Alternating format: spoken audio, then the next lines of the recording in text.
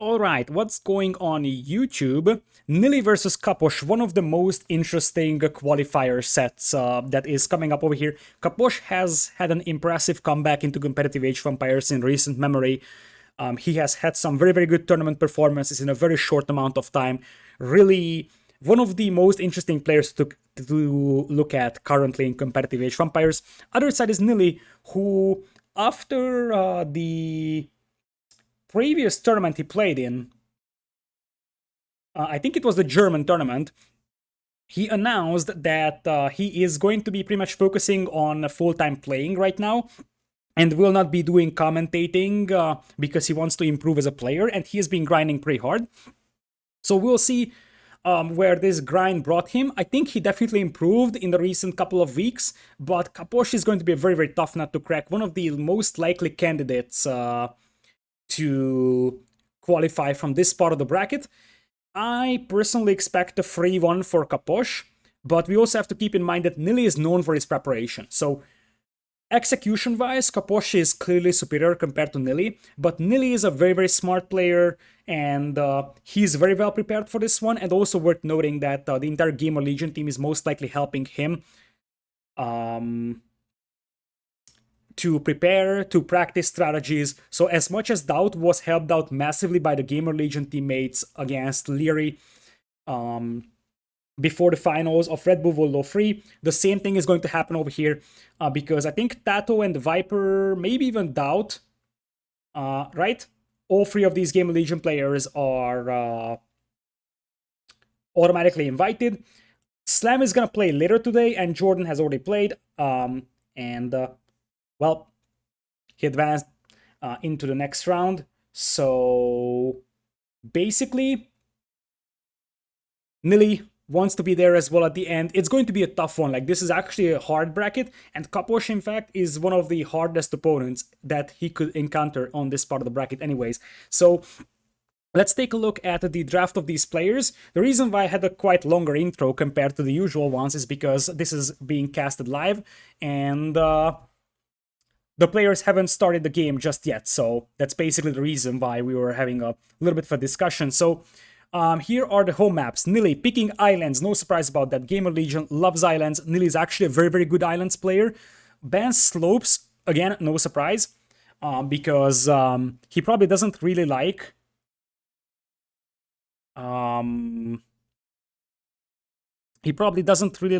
the open map concept of slopes. Capoch banning Gold Rush and picks Bay, and Nili is picking Hideout last. So he's going to be playing for the more defendable maps, whereas Capoch is going for a little bit more open map approach. Speaking of civilizations, we'll have Chinese and Aztecs as global bans. Huns, Italians, Malians, Japanese, Teutons, and Saracens will be the civs for Nili on this series. Mayans were sniped away from him. Other side, Capoch loses Vikings. He's gonna have Lithuanians, Franks, Byzantines, Koreans, Mongols, and Khmer. So islands could be Byzantines or Koreans for Capoch versus most likely Italians. Bay could be Malians, or it could be Saracens, maybe even Japanese. I think Bay is gonna be Japanese. Cross will be Huns for Nili, and Lithuanians for Capoch. For Capoch, Bay is probably going to be maybe Mongols. I would think that's an idea. Hideout will definitely be Khmer, and Arabia will be Franks, most likely. And either Koreans or Byzantines will go unused, I think. I think it's going to be Koreans unused. Other side, as I said, Huns for Cross, Italians for Islands, Japanese most likely for Bay. Hideout could be Teutons or could be Saracens. And that would leave something like Malians on Arabia. I think he wanted to go Mayans on Arabia, but that was sniped away from him. So indeed, Nili is sort of lacking a strong Arabia civ. He might have to settle with something like Malians. I would think that, based on the fact that Capoch has had some very, very good tournament performances in recent memory, I would somewhat doubt that Nili is going to have a huge shot on Arabia. I would say that I'm going to give an 80% chance of Capoch winning Arabia. But as I said, Nili's preparation is something that separates him from many high-level players. He's extremely smart when it comes to thinking about the game. Also worth noting that he has a very long time experience with the game. So he's one of the long time players of this game. So he really piled up an awful lot of experience over the years. Oftentimes, the fact that he's commentating can also help because he can look at a certain situation with a caster's mindset, which can improve his reactions and overall his perception, also improves his map awareness. So the fact that he has a casting background as well obviously will help him here as well. But the main thing is if we are going to see Nili being able to win on the home maps. He definitely has to win his own home maps and then steal one from Capoch on Capoch's home maps, I believe, to win this series.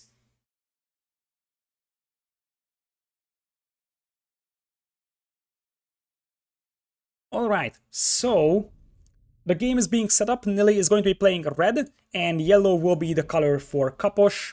So, as I said, I would expect something like Franks versus Malians for Arabia. Alternatives do exist, but I feel like Capoch has a very well-defined civilization for all of the maps, whereas for Nili, it's a little bit more questionable.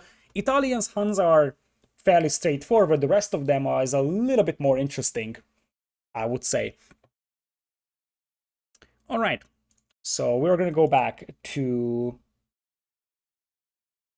Probably wrong, but my guess would be Arabia. No. Lithuanians or Saracens. Saracens could be a possibility on Arabia. You're right about that. I think Saracens, Castle Age Knights, push was done by Doubt against Villas in KOTD finals, maybe, or not finals, but in King of Desert 3, I think Doubt actually fought on Villas. Vikings is sniped away, so you're not gonna use Vikings at all. Lithuanians is too good for Cross to use it elsewhere, I would say. So Lithuanians versus Huns is Cross. Teutons is too slow for Arabia. Was it Leary? Okay, it was against Leary again, where he used the Saracens.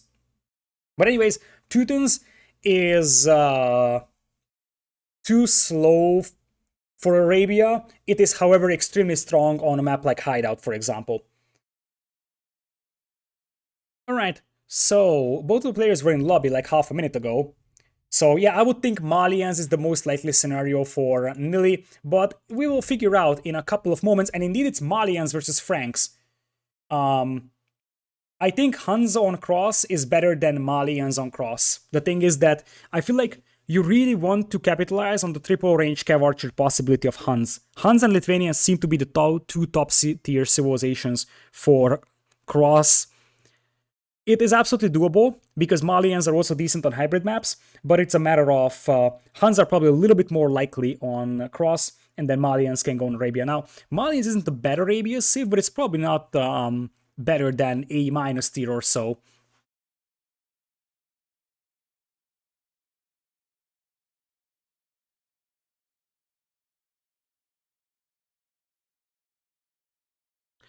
Alright, so we will be jumping in here to the first series. We're waiting for the spectator delay, if you're wondering, so that's why I'm not showing it, but you can see it if you want. Here it is.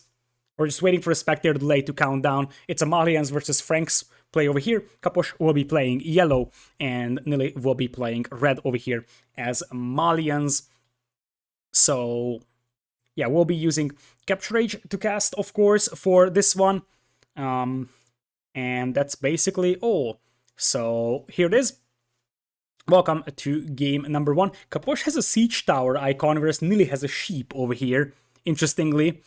Unfortunately, there is no hippo icon in Age of Empires, so that's not really a possibility. And all we need to do is just switch on Capture Age here, and we are good to go. So yellow versus red over here, traditional Red Bull colors. I think ever since Red Bull, maybe Capoch is taking these colors over here. I think Nili likes to play red, but this is going to be a traditional Red Bull color setup over here. Capoch will be playing Franks on the left in yellow. Right side is going to be Nili as Malians in red. So let's take a look at the TC spawns, and indeed, as chat is telling this is an awful house from Nili. That is blocking at least one very, very good farm, which is super, super unlucky for Nili. It is what it is. That wasn't a great start, but we'll see. I don't think it's going to matter that much, but it obviously isn't an ideal situation for him. So, speaking of Nili's map, he's got a beautiful patch of berries. Easy wall off over here and easy wall off on the front. Left side and right side is a little bit more open, but it is sort of defendable, and you have a safe gold mine at the back. Other side, our Frankish player is going to have okayish berries, but they're a little bit exposed from the right. The gold on the front isn't perfect, but it is defendable, and the left side is also vulnerable. So I would say that the two players have relatively even maps overall. What I like about Malians against Franks is that Malians gives you a little bit more versatility. Malians can go for a nice Drush into archers, potentially Drush FC crossbows. They can go men-at-arms archers. They can play scouts into knights as well. Whenever the opponent has knights on the field, they can mix in camos. So I feel like the versatility factor is on the side of Nili. Whereas if you take a look at Franks, they're a little bit more one-dimensional. They are most likely going to play scouts into knights, potentially scouts and skirms, depending on what the opponent is up to. So if Nili is up to archers, and it seems like he will be doing an archer build here because that's the fourth Voyager being sent to Wood. So it's either Drush archers, man-at-arms archers, maybe Drush FC crossbows, but I feel like with this map that may be a little bit too ambitious overall. This is actually a legendary matchup, by the way, if you think about that. Both of these players have been there at the early times of competitive Age of Empires, so just like Doubt and Capoch, Nili versus Capoch is also a showdown between two extremely experienced players out here. So it looks like it's actually going to be a premium Drush here coming in from Nili, whereas on the other side, we just have casual deer pushes from Capoch, and he will most likely attempt something like a 20, maybe 19 pop scouts would be doable with deer push and Franks.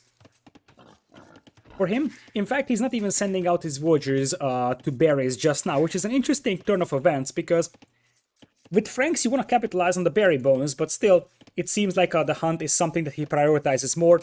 Once he runs out of the pushed-in huntables, he's going to dispatch 4 Voyagers to the berries, but still, Capoch's early Furico is going to be pretty nice, and he will be able to push in 4 deers at the beginning, which is a very, very nice extra advantage for him. Anyways, Nili looking out for his opponent over here. And let's see who gets the first hit. It looks like the scouts will just pass each other. And Nili will be able to find that town center over here. He will probably see the straggler trees, so he knows that the TC is around here. And in the meanwhile, Capoch just starting to send Voyagers to berries over here. As I said, he prioritizes the hunt very, very heavily.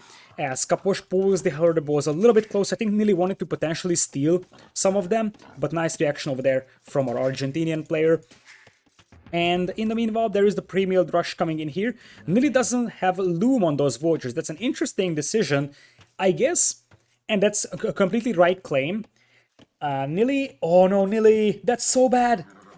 That's so bad! It's actually surrounded by 2 Voyagers, Nili! Oh, that's so bad. Now, that Voyager doesn't have loom, but I think it's 2 Voyagers killing that scout. Oh, feels Nili, man. And what I wanted to exactly say is that Nili's weakest part of the game is his early game. He's a very good deathmatch player, his late game is actually very, very good. But his early game is actually pretty bad, and that's something that he himself knows. So right now, the grind that Nili is doing, he's listing what his mistakes are, and he's listing what he needs to improve upon. As he also missed out on 2 sheep, by the way, and he needs to add farms because of that. So... Oh, feels Nili, man, double feels Nili, man. There is the 2 piggies hiding in that corner. By the way, that's actually sloppy scouting, so... I'm trying to be nice here, but missing out tiles like that, and tiles like that, and tiles like that are the ones... I'm saying this because back in the days, like about a year ago, I had a coaching session with Nili, and what we did is that I played a rated game and shared my POV with Nili. Now, Capoch is going to find an equally bad way of losing his scout like Nili did, just running into the opponent's TC over here. So here's a Drush from Nili, but what I wanted to say is that I had a coaching session back then with Nili, and I was sharing my screen and I was telling him, Nili, I can't find 4 of my boars, or 4 of my sheep. And he was like, maybe you should be looking at those 20 tiles of big darkness. And he was totally right, like, he was absolutely right about that. And it's the same thing over here. Obviously, probably wanted to scout his opponent's base for the rush. So I don't blame Nili. And Nili almost got bullied over here pretty hard. Oh man, I'm starting to feel bad for Nili because this is getting closer and closer to being bullied here. He almost got his militia strapped, and these are the moments that I'm seeing when I'm seeing Hera playing against 1600s. And the thing is that, as you see, Capoch is insanely fast, and that is brutal. Like, Capoch hasn't been back to competitive age vampires for a long time, but his quick wall skills have emerged to be one of the best in the game, to be honest. Like, these are actually very, very fast quick walls, and I would dare to say that even players like Viper, Leary, Hera are probably going to have... I'm not going to say slower quick walls than this, but probably this is the quick wall speed that these top players do have. And Capoch, you see that he almost even trapped that army in there, so I have to say that if Capoch keeps playing like this, he's not even going to get into the main event of Hidden Cup, regardless of Nili or someone else being the opponent, because currently it seems like Nili is playing weaker than Capoch, but it's more about Capoch being extremely strong. But if Capoch gets into the main event, like, he's gonna be a force to deal with. So you see that his speed here is actually pretty brutal. Now, Nili is almost done with his Vows. There is still a little bit of a gap over here. So the thing is that Nili, I think, may have found his piggies by now when he actually started to go up to the walls. Now that we have a little bit of a peace and a little bit of time, I'm going to say the sentence that I wanted to 5 minutes ago. That Nili actually went for early loom because, as I said, and he knows that himself, that his early game is weaker than many, many high-level players' early game, and what Nili thrives in is more like late-game scenarios. So he needs to make sure that he doesn't lose the game in early game, basically. So he wants to play late game. How is Nili up 4 Vultures? Very simple. Nili is going for a Drush FC, and he's not up to feudal age yet, whereas Capoch is already in feudal. That's very simple. Now, that being said, Nili is fully walled, and Capoch's scouts won't be able to accomplish much. So unless Capoch mixes in a archer range, he is going to accomplish very, very little with his scouts. And that means that Nili would have a pretty easy way with archer range blacksmith, to be honest.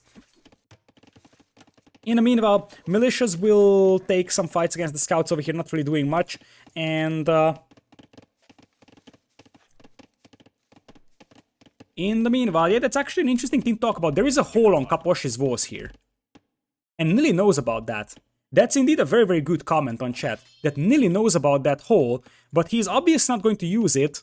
As I'm saying that, he's going to start marching out. He's just showing the hole to Capoch. Oh, man. Oh, man, like, it would have been actually a reasonable idea for him to just let the militias die over there. I think he may have accidentally misclicked to the outside. I don't think that this was intentional. Because Nili is a smart enough player to know that that hole could actually be a game-winning or losing scenario. I think there was a... Was it a Viper versus Doubt Red Bull game back then? Where... No, it was Viper versus someone in Red Bull on Golden Swamp, where Viper had a hole like that on the wall, and he just got annihilated by a couple of crossbows. I think it was Viper. Anyways, scouts go down over here, which is reasonable value for Nili. At this point, I think he wants to take this low HP villager down. And that's something that makes sense for him. Capoch once again pulling the strong villagers, nicely done. And what he's doing is stretching out the defense of Nili. So he's hitting... Never mind. How exactly was this possible, Nili? Oh man, the Drush FC against Scouts is a very, very, very, very, very, very good build if you are actually walled, because the Scouts will not be able to get through your walls, and that's basically the only thing that needs to happen. If you have walls up, the Scouts will not get inside. But you don't have walls, and the Scouts do get inside. Now, Capoch loses those Scouts very, very easily over there. That Vulture is low HP, but he will be able to re-wall this. However, Nili lost 2 Vultures, Capoch lost none. So... in the meanwhile, Capoch will go for the defensive tower, so he knows exactly that crossbows will be coming his way. The problem for Nili, I believe, is that I'm not sure how much damage he's gonna be able to cause, especially after showing that hole. If that hole was there, that would be a disaster for Capoch. But Oh, Nili not losing a Vulture over here, but Capoch is being very, very annoying with that scout. He knows exactly what Nili is going for, and I could really think that Capoch could add skirms here. In fact, it's sort of a mistake from Capoch he's not adding skirms, because if he was just going full scouts, he wouldn't be getting through the walls, right? So he needs skirms to deny the second layers, and now that he sees the archer ranges, he needs skirms to defend against this early push. Otherwise, he could actually start losing vultures. Now is the archer range, but as I said, the only way you don't make skirms is that you actually are very confident in your walls. There is actually a hole here as well. It's worth noting that as much as there was a hole here, there is also a hole here. So Capoch's walls aren't perfect either. And Nili has taken some damage, but here's the time to take a retaliation for that. I like that he's accompanying these archers with spears, because he wants to make sure that these guys don't get picked off by the leftover scouts, which are now basically gone, only 2 of them left on the map.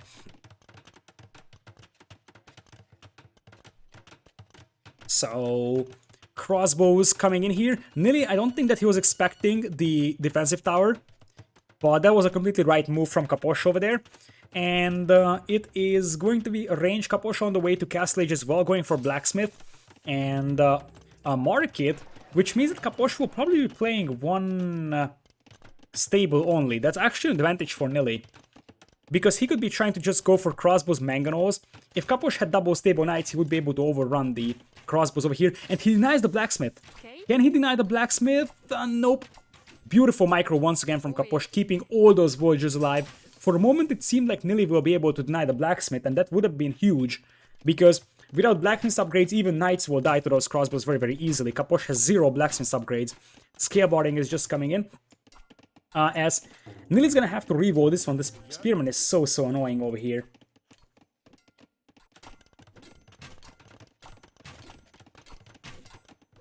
So, literally no one casting Ruben versus Valas. Yeah, that's unfortunate. I think Nili versus Capoch is probably the most interesting series for everybody, for casters. Like, among all the qualifiers, this is the fight that a lot of people have been waiting for, so naturally the conflicting games are something that not are being casted. But if that makes you feel better, Ruben versus Valas is actually pretty high on my list, because I think that could be an interesting series. So, obviously, when it comes to casting the games that were conflicting with these, I will be using the recorded games just like I did for the others on YouTube.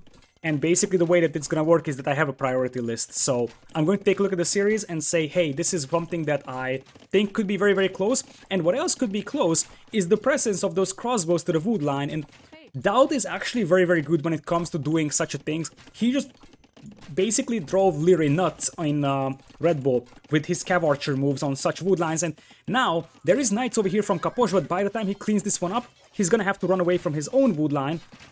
Capoch loses one villager over here, doesn't lose another one. Nili might need to start adding pikemen here, because there is a more and more significant number of knights now with +2 defense, and Nili's crossbow numbers aren't impressive. So that's not going to be able to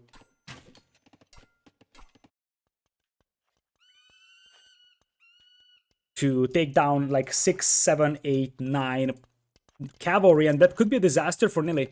This could be a very, very big disaster for Nili if he loses this army of crossbows, because this is the problem that you're facing when you're up against crossbows, or when you are playing crossbows versus knights.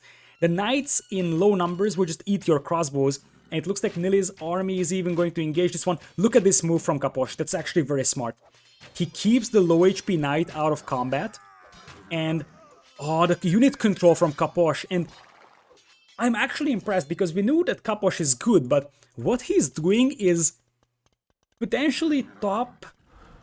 I'm not going to say top 10, but the moves that he's making really is very clean in many, many instances. Now, there is quite a lot of crossbows here reinforcing, and there is a couple camos as well, but this may have been once again premature by Nili. If he has 2 more camos here, I would have said that this is a fine engagement. But now, it's not so much, and a lot of these knights from Capoch will be low HP, but he can just use a monk to heal them, and let's see if he will. He's going for a second TC right now, and Capoch is also going to go for a forward siege workshop. Nili now transitioning into camos, but that's going to take quite a lot of time, and that palisade gate is awfully weak, and it looks like Capoch will just disengage and wait for a siege workshop to come in. Nili is also adding a monastery, so he's gonna be able to convert back the camos that could be converted from him. But at this point, the KD is kind of self-explanatory, to be honest. 32 kills to 12 deaths for Capoch. And as I said, the problem with archers versus knights is that unless you're able to keep the opponent's knight numbers low, your crossbows will just get surrounded by early knights. So, it was a right play from Capoch to go double stable knights against this Drush FC crossbowman play, because your opponent will probably have something like 10 crossbows, but 6, 7, 8 knights will be able to take that down relatively easily. This will be followed up by a monastery over here for Capoch, and you could make a case for even a battering ram, but it's probably gonna be a mangonel. So, villager counts even for the two players. Eco upgrade wise, Capoch is having a slightly better situation here with heavy plow already done. And he may intercept... Yeah, Nili is gonna intercept that villager. Oh, he couldn't deny the monks or monastery. That's so unlucky for him. This is the second time where he was almost able to deny a clutch building. Like, he could have denied that blacksmith, and that would have been a completely different scenario. Now, the thing is that that one villager isn't going to be enough to reroll this one, and Capoch is really knocking on the door in a literal sense. So, this is gonna be tough for Nili to hold, and he's dispatching the crossbows. He should be fine for the time being, slowly adding camos, but mostly still doing crossbows. In fact, he's not making any camos. Hello? Is it 3 camos overall that is chasing down reinforcements? That's a smart idea. Try to isolate a couple of those knights and take them down with the camos. Let's see if Nili loses that camo to conversion. And yes, he will. Capoch will turn back and finish off that other camo over there. And in the meanwhile, I'm not sure what this unit is, but he's getting pretty much surrounded by Capoch's knights. Nili wants TC number 3 on the outside over there. And at this point, the villager counts are still close, but it's the map position, and more importantly, the stone count for Capoch. Nili is pretty much cornered within his own base, and in instances like this, and this is one of the strengths of Franks on Arabia, the cheap castle helps immensely. Because, first of all, well, you don't even need the castle here to break through that palisade, because that is still going to be open. But more importantly, there is a hole in between the archer ranges, there is a hole over here as well. But more importantly, as I said, right now Nili is defending his own base. And what Capoch can do to break that defense is to just drop a castle right away. And he's gonna do that very soon, because he's got 9 on stone. And cheaper castles for Franks will help you drop that very, very fast. So, yeah, Nili is alive right now. The real problem is that his army is getting outnumbered. Army value, however, look at the army value. 3,500 against 1,500. Almost, well, in fact, more than double the army. For Capoch, he's actually going for a rather passive castle over here, to be honest. This could have been a little bit more aggressive, maybe even some round over here. However, this is almost guaranteed to go up, and this is what I was referring to. Capoch did an excellent job keeping the low HP knights alive, and that's going to start showing right now, because he's able to heal all of those up. And after healing them up, he's gonna have a formidable force of 40 knights, whereas Nili is sitting on about 5 camos. Mangano is already pushing in, and if Nili is going full camos, it could also be a switch into pikemen and then halberdier. From Capoch, he's actually getting redemption, so he wants to convert the manganos over here. The problem is not the manganos, I believe. The problem is the overwhelming amounts of knights. Nili is slowly turtling this one. He wants to wait until he's able to take a good engagement. The camo will get deleted to avoid the conversions. And now what you're gonna do, Mangano pops out! And I think the Mangano should have shot the monks. The Mangano needs to shoot the monks, Nili. Oh, that's so bad for Nili. He's gonna lose all the camos to conversions. What is this Mangano doing? It's too late now. All the conversions happened. And Capoch has at least 2 camos over here. He converted the Mangano, and that could have killed the monks. The monks had no sensity. And without that, it's one shot from a Mangano to kill a monk. And now Nili has lost his entire army. It's 22 army to 4.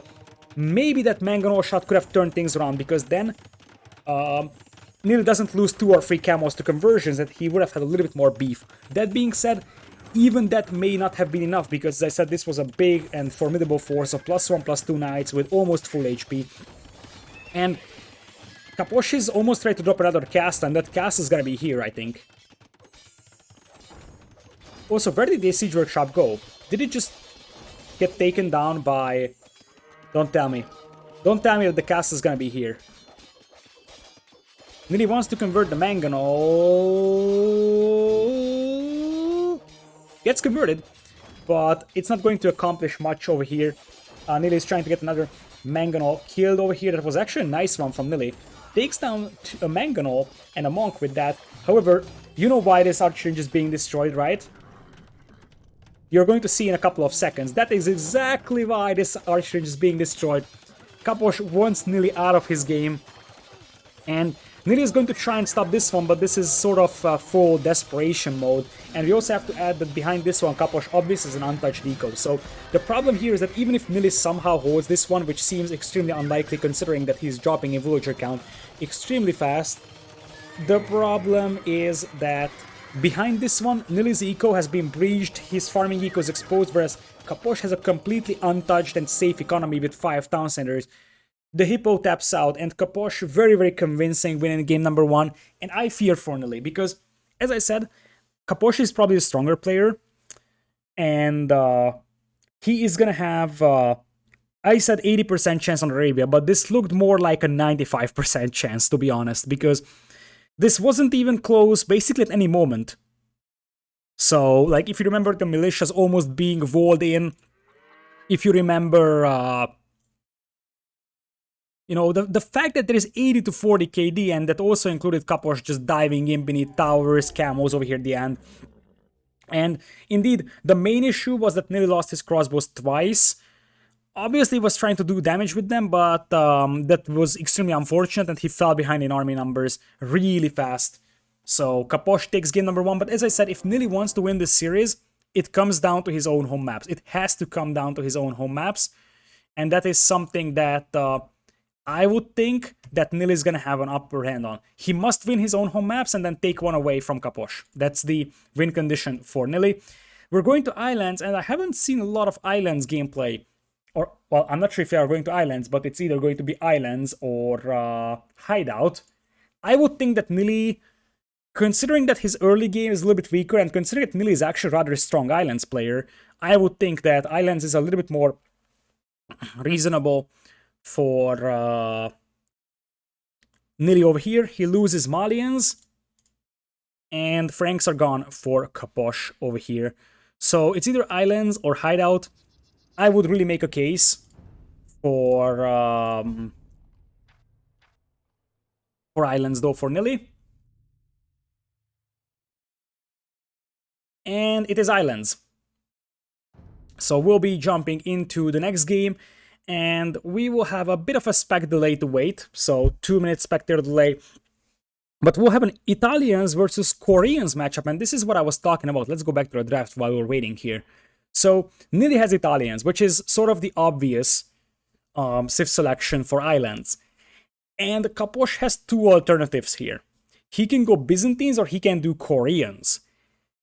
I would have felt that Byzantines is a little bit more reasonable, but this also means that Byzantines is likely to be left out of the party, because Bay, I would think Capoch is going Mongols on Bay, Khmer will be for Hideout, and Lithuanians will be for Cross. So Byzantines is the odd civ out, and I would have thought that Byzantines is a little bit better on Islands than Koreans are, especially considering that we have just learned that Koreans do not have demos, which is still something that I'm absolutely shocked about.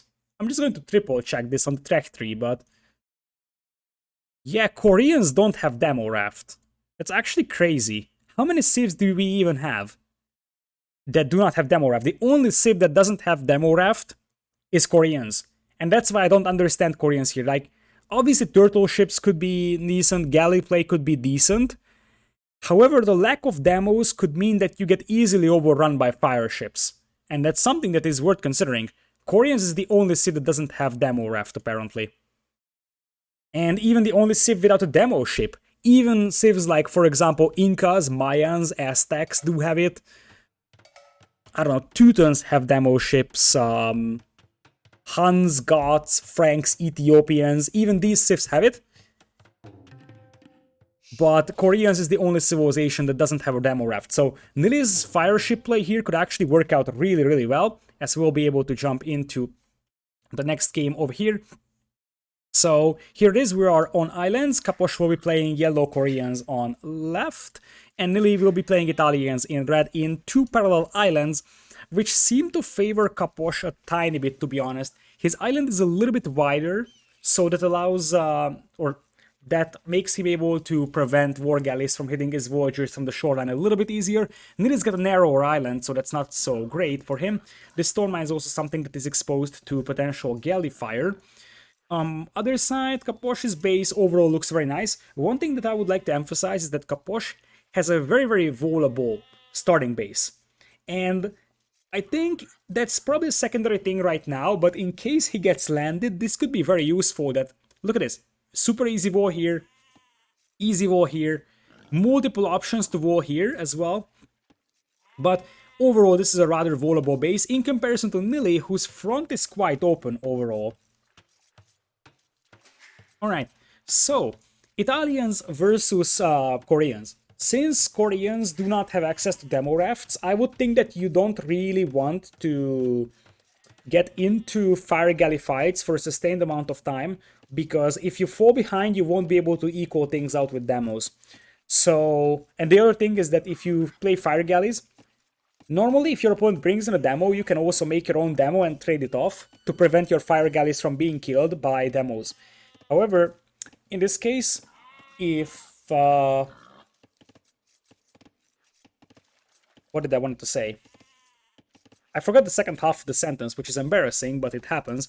So, the thing is that here, if Nili just makes demos with his Italians, the Koreans will struggle against that with fire galleys. So this is why I'm saying that for Capoch, it is somewhat likely that we're going to see either a fast castle type of a play, which would be a little bit too aggressive, or the most likely scenario should be a side dock galley play. But who am I to tell? Front dock is the name of the game for Capoch, which means that he's going to be opening fire galleys. He may want to switch into galleys early on, but with front dock, that's going to be tough. Nili is going for standard fire galley opening here with a front voyager as well. So, 5-1 wood, no surprise about that for Nili. Nili also was pushing in some deer, all deer actually, right? Like, I don't see any deer left on Nili's map, which means that indeed he did push in all of his deer. Look at that. That's actually very, very smart from Nili, and that's a very, very well played start, because 4 deer being eaten plus the boars, he will have a lot of sheep left for fuelage, which is also helpful. He doesn't have to add that many voyagers to berries, and he isn't that much reliant on his fishing eco. And also, more importantly, you have a very, very fast fuelage here if you are almost exclusively taking hunt in Dark Age as your food source. So, really, this start could be very, very good from Nili, and Nili is actually very good for water maps. For example, I think it was Rooster in AoE Olympics, where he represented Germany, and that was also pretty much almost exclusively water fights, and he has been playing extremely good on those maps. One of the characteristics of Nili's gameplay, I believe, on water maps is that he often likes to sell his stone to go up to Castle Age. That's something that others do as well, but not as frequent as Nili does. Nili almost always sells his stone so that he can get a nice Castle Age time compared to his opponent. Other side is going to be Capoch. He did push in some of his deer. It seems like he only pushed in 1 or 2, depending on how many you started with. You either started 3 or 4. So it is a maximum of 2 deer being pushed in here, and you can see that Nili is going for a greedy fuelage here as well. He's going for a very, very greedy fuelage, not going for loom, whereas Capoch goes for a safer play and plays loom. I think if you are Capoch, I can completely justify this. Why?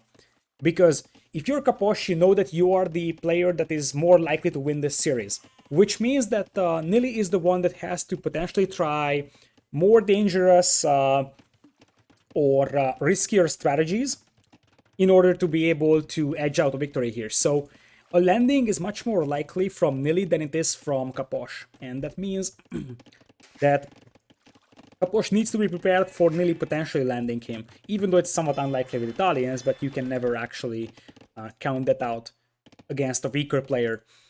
Anyways, Nili's gonna have a nice and comfy 20 seconds lead to Feudal Age over here, and after that he's going to squeeze in Loom for himself. That second dock timing is going to be nice as well for him. Second dock is coming up here for Capoch. Why is it greedy to skip Loom on islands? Because you could get landed anytime. And you could say, oh yeah, I'm not getting landed. But the thing is that if you get landed, by the time you realize what's going on, you could be in huge trouble. You can get away with it, but I always call no Loom a greedy play here. And you see that most high-level players actually do Loom before going up. It's because it's the same thing as weakening a boar with the TC Fire. The risk that you are taking with the going for no Loom is that you could lose a lot of Voyagers if your opponent lands you and you're unprepared. And obviously, if with Italians, it's likely that your opponent is going for a Galley Rush. However, as I said, it is better to be just safe and not die to a potential landing and spend extra 25 seconds in Dark Age. That's just my perspective on this. So, anyways, third dock is coming in here for both players. Nili, obviously, he was faster to Feudal Age, so he's gonna get the fire guys out faster. And it looks like Capoch is going for front dock galleys, which is something I dislike unless he's doing what he's doing right now. So, the galley play, the only way that this works out is if he's actually keeping his galleys garrisoned inside the docks, because he needs to mass about 5, 6, 7 galleys to be efficient, but that also means that he's gonna have to idle his fishing ships. But that is very nice done by Capoch. The reason why you usually don't do front dock galleys is because you will lose your fishing eco to the fire galleys if you are just garrisoning your galleys inside. But it seems like Capoch is doing a nice job keeping them alive. And, oh, Nili might not even pay attention to this part of Capoch's map. And that would be a disaster, because Capoch might even get away fishing here. That's not something that should ever happen when you're opening fire galleys against galleys. It seems like Nili is, okay, whatever, he left. And I'm not gonna be able to catch those fishing ships. But Capoch is going completely unpunished for going front dock galleys. That's not how it's supposed to work. Now, Nili is going to figure out what's going on soon, but by this time, Capoch has enough galleys over here to start microing them. Remember, the fact that there is still no demos makes this situation a little bit scarier for Capoch, but he has fletching now, and he's going to start playing the galley micro over here. Back in Capoch's days, galley micro was the primary way of playing water, and I feel like Nili's will be able to try sandwiching these galleys in between his fire galleys and the coast over here. So Capoch is gonna have to run to the right. One thing that we have to keep in mind is that even though Capoch is technically taking down Nili's ships over here, this is the first... is this the first kill already? Oh, Capoch! Is he killing the fishing ships of Nili? I think he is doing that because Capoch already killed one village and Capoch didn't lose a fishing ship. What I wanted to say is that Nili was fishing happily while Capoch has to run away, but that's not even true. Because Capoch was the first one to kill an eco unit from the opponent, and right now it is 4-0 in terms of KD. Capoch didn't lose a single ship, and Nili seems like he's getting annihilated here on water. Oh my lord. Oh my lord, and now it is 10 galleys. We're soon approaching the critical mass of galleys, I believe. Once you have 10, you're gonna have no trouble microing them. And let's see what Nili is going to respond with. He's just going for more and more fire galleys. So... yeah, Capoch is looking extremely clean in this one. Nili is trying to save his low HP galleys, but soon he's gonna have nowhere to go. And he's still able to fish a little bit, which gives him a sort of an upper hand in terms of eco. And he also has a 1 villager lead overall. But at the end of the day, if you take a look at this, the fire galleys will go down faster and faster now. So that's a lot of galleys, even though Capoch has a lot of weak galleys, and if he's not microing them, he could lose a couple of them very, very soon. That was a little bit sloppy from Capoch, losing 3 galleys for nothing. Many of those galleys are super weak. Other side, however, this is very smart from Capoch. Nili is over here chasing his fleet. He pops out a couple of galleys over here, and it is going to be once again a couple of fishing ships killed from Nili, whereas Capoch is able to preserve his fishing ship numbers. So, I'm not going to say they're living a happy life here. It's 3 HP out of 60 and 18. But they are living, and that's what matters right now. And since Capoch has his docks over here, and Nili's got his docks over here, I feel like Capoch should have a safe fishing over here. Now, did I mention that Nili is one of those players that likes to sell stone? He actually does. So now Nili is actually going to use the Castle Age Power Spike. Remember that he actually had his fishing eco working for a longer time than Capoch did, so he already had a nice little extra food income. And now he's selling his stone and going up with Italians. So the next thing that he can do is wait until Fireship. And he kind of needs that. So Fireship Power Spike is the name of the game. Capoch is going to be quite a bit behind going into Castle Age here. The problem that Nili is going to be facing is that this dock is likely to go down, which means that he's going to lose 2 fire galleys over there. He's also massing ships in these docks, but Nili may need another dock, like one over here at the back, where he's re-establishing his fishing eco. That's a nice move from Nili if he's able to preserve those fire galleys. That would be very, very nice. However, you have to question if it's a good idea to actually move these over here, because Nili's trying to redock here and he has his fishing eco over there as well. Yeah, the real problem that Nili is facing is that docks are going down really fast.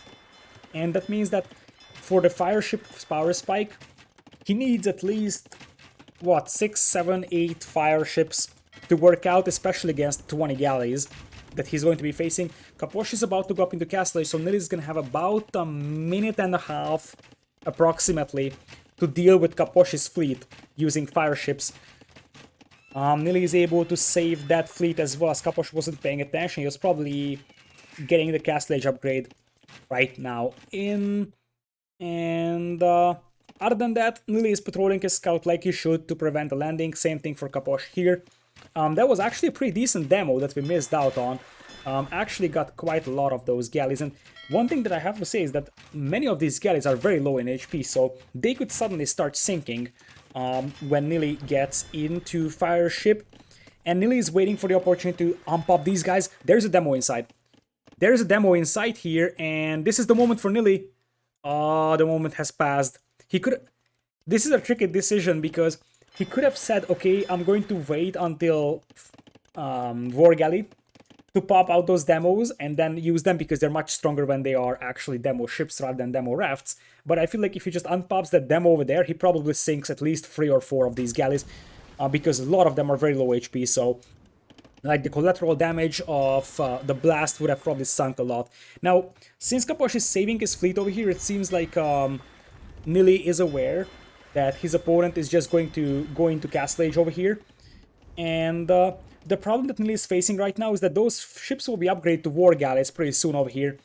And from that point on, Nili's ships will no longer be superior. Right now they are, and Nili is trying to destroy the docks as fast as possible to probably prevent the upgrades, but I don't think that he's gonna be able to prevent the upgrades. Nili sees the war galleys over here as well, gets a fishing ship out, and there's 2 demos inside here. I think those demos are just waiting for the opportunity to unpop. And Nili wants to sandwich this fleet in here. We'll see if he's going to be able to. I think he just realized his opponent is up to Castle Age. And the demo is coming from the other side. Capoch needs to prioritize those. Nili is trying to cut off the escape path. War galleys in a moment, so obviously they will be much more resistant to demos. And Nili is not gonna be able to, or is he? Or is he? That's a lot of war galleys and a pretty decent blast for Nili over there. And a lot of those war galleys do have a very, very low HP. So this may have been okay-ish for Nili, even though it wasn't perfect. He's intercepting quite a lot of ships. It's 17 war galleys against 8 fire ships, but many of those war galleys are like very close to sinking. Nili is going to keep playing with fire ships for the time being, and he plays 1TC. Capoch will also be playing 1TC, so the ecos are actually better for Nili, because what Capoch doesn't know is that Nili has an untouched fish boom at the back, which is extremely important at this point. Nili capitalizing on the cheaper fishing ships of Italians. He's gonna have a nice little extra food income for him. And remember, for Nili, the right play is probably fire ships because his opponent doesn't have demos. The only civ that doesn't have a demo ship in this game is Koreans.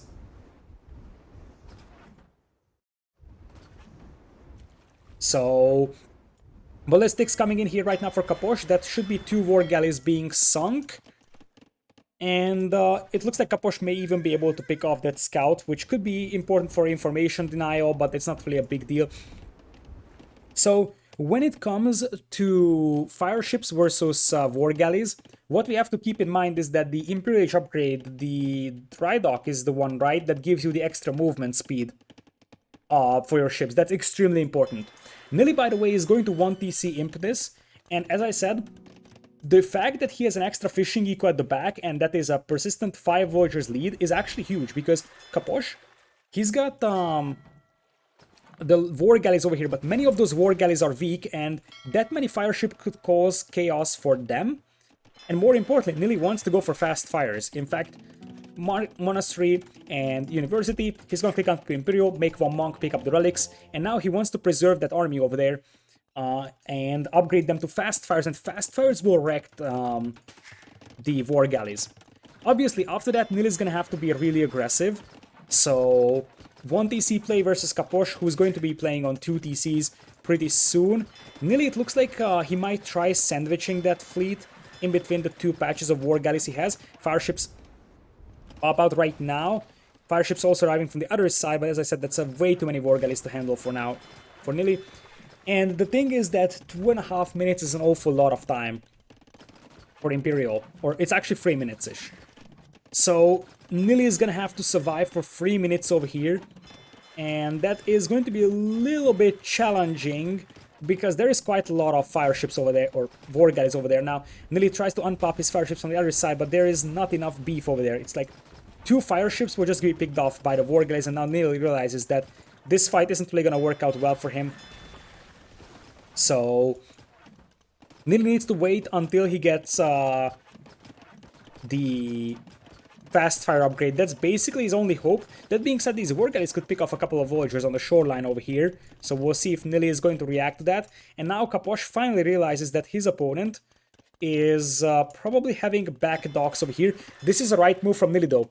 Those war galleys are sailing quite slow, and if you can actually get a couple of demos in this dock and Capoch is not paying attention, Capoch also find these fishing ships at the back here, so that means that a couple of those fishing ships already went down. The demos from Nili though! The demos from Nili! This would be the moment for Nili to even the game out completely. This is not something that Capoch should ever do. He sees the flags on the dock and Nili pops out the demos. Enormous hits over there. Oh my god, this is exactly what Nili needed, and this is why you don't just sail close to those docks. The ship numbers is still 30 to 13 though, but another demo pops out and Capoch has a lot of weak ships here. And Nili can actually keep Capoch away for the 16 remaining seconds with the demos. That's the thing. He just needs to make sure he doesn't lose those. Like, he needs one dock basically to get fast fire ship. And Nili is up to Imperial. Fast fire has to come in instantly. I think Capoch will try to commit to this fight. Fast fire is still 50 seconds away. There is a demo inside over there, and the demo could unpop as well. Any moment, demo pops out. Capoch now reacts to that. He knows that now there is demos hiding inside, but a lot of those war galleys are weak, and fast fires can annihilate war galleys really fast. Capoch not even close to Imperial, and here's the deal. When fast fire kicks in, those fast fires will just start absolutely destroying those war galleys. This is looking pretty good for Nili, believe it or not. So fast fires will be sailing to the back of Capoch's islands as well to check for fishing eco, and here it comes.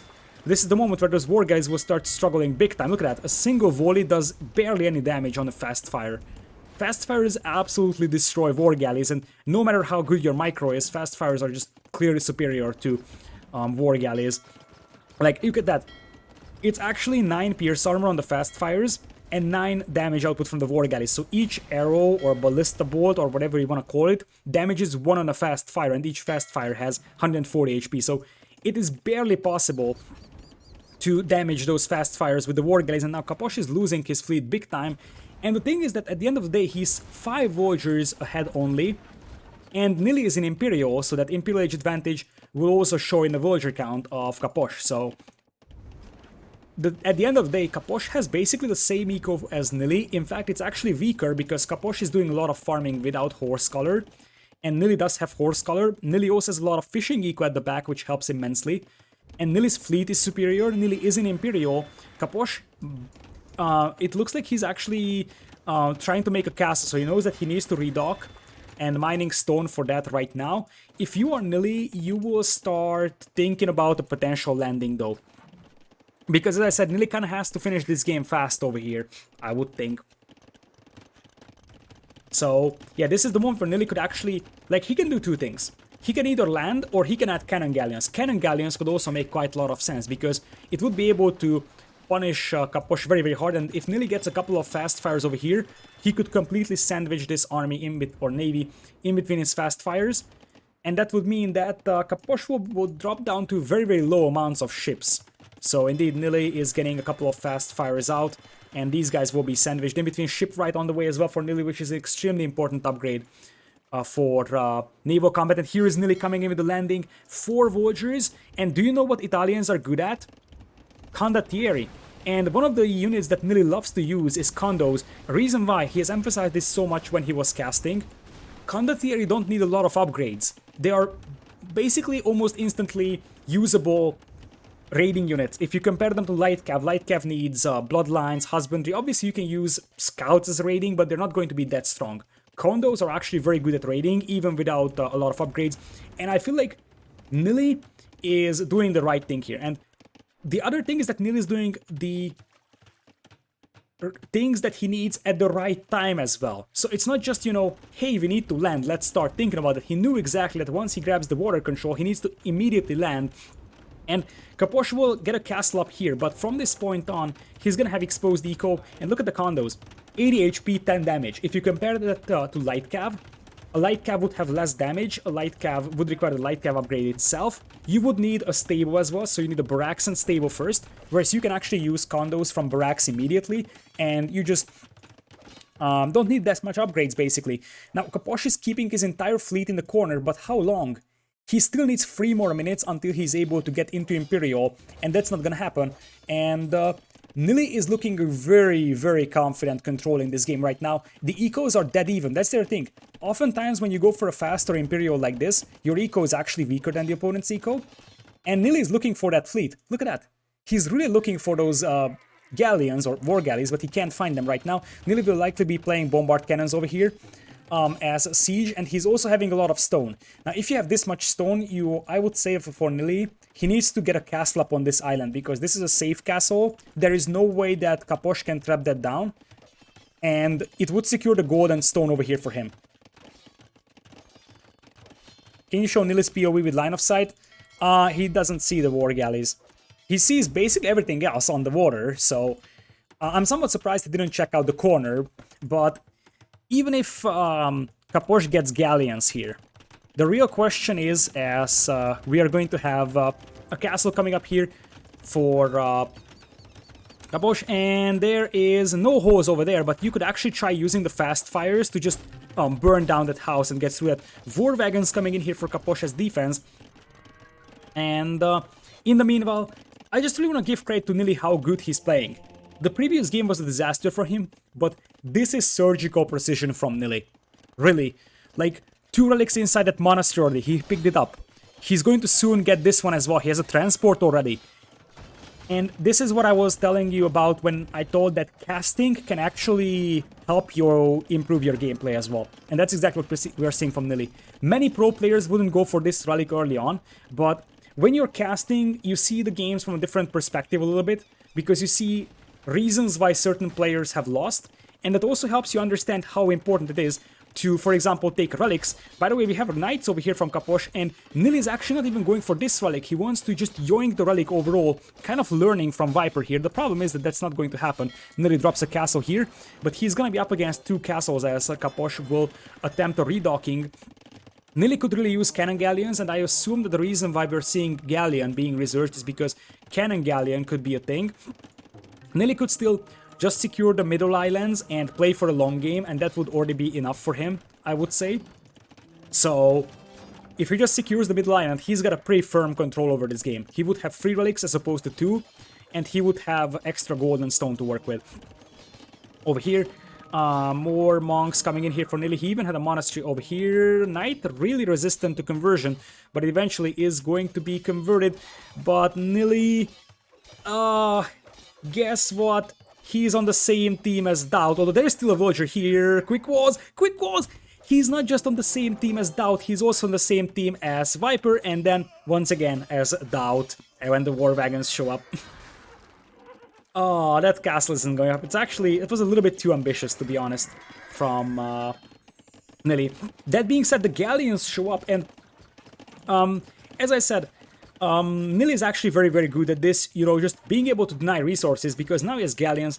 His opponent still is at 16 galleons, and he's up against 25 fast fires and 9 galleons over here. And Nili tries another landing over here. So he really is confident that he can get that castle up. I would love to see him starting to control these middle islands though, because that would be extremely important for him, including grabbing that relic. But the castle is up, trebs are on the way. Capoch is not making trebs, which is a little bit sloppy here, to be honest. In the meanwhile, Capoch, I don't think that he noticed that he lost a lot of villagers over here up until now, because he was too busy fighting this one. And as I said, this fleet for Capoch, it's not really able to accomplish much. In fact, Capoch doesn't really have a lot of galleons overall. Eventually, he's going to have some, but fast fire and galleon at the same time is going to be a much, much better composition, I would say.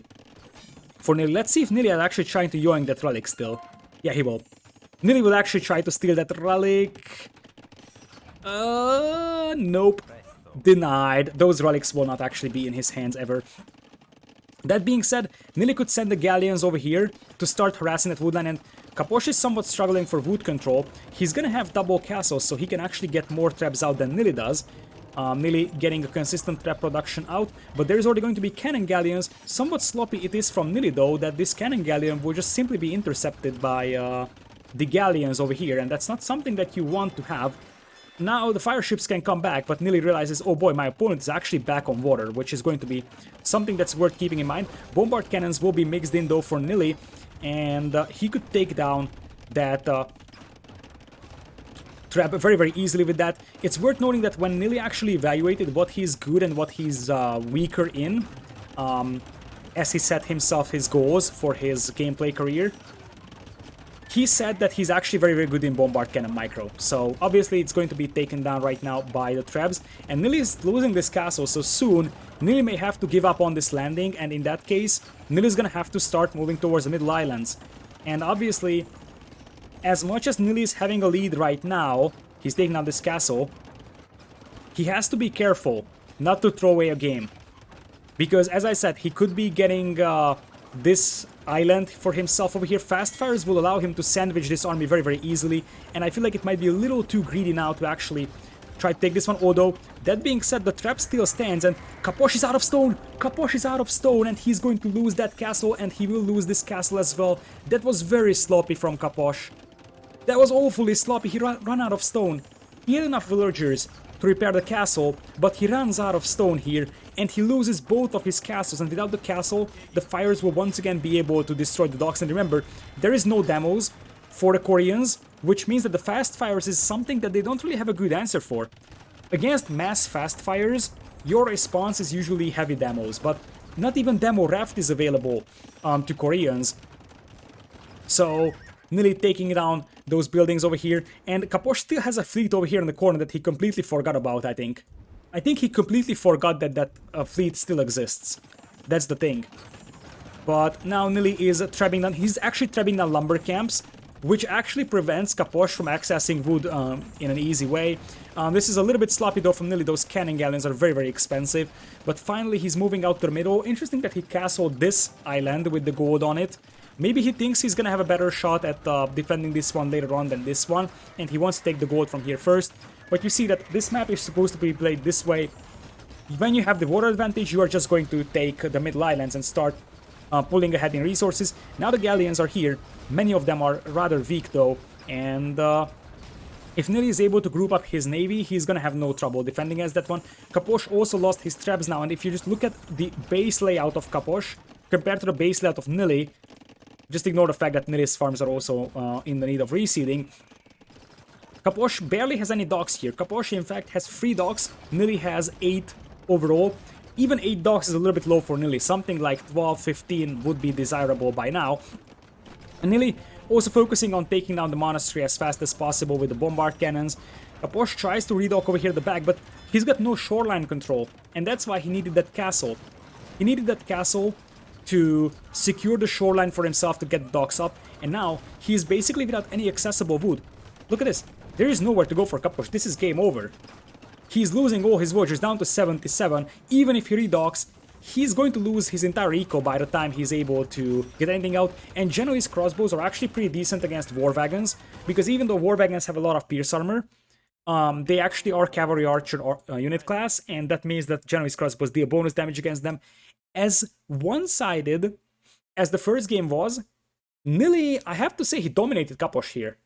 Because even, like, early feudal age was better from Capoch, but everything else in this game was much, much better from Nili. And what I really like about Nili is the swift decision-making.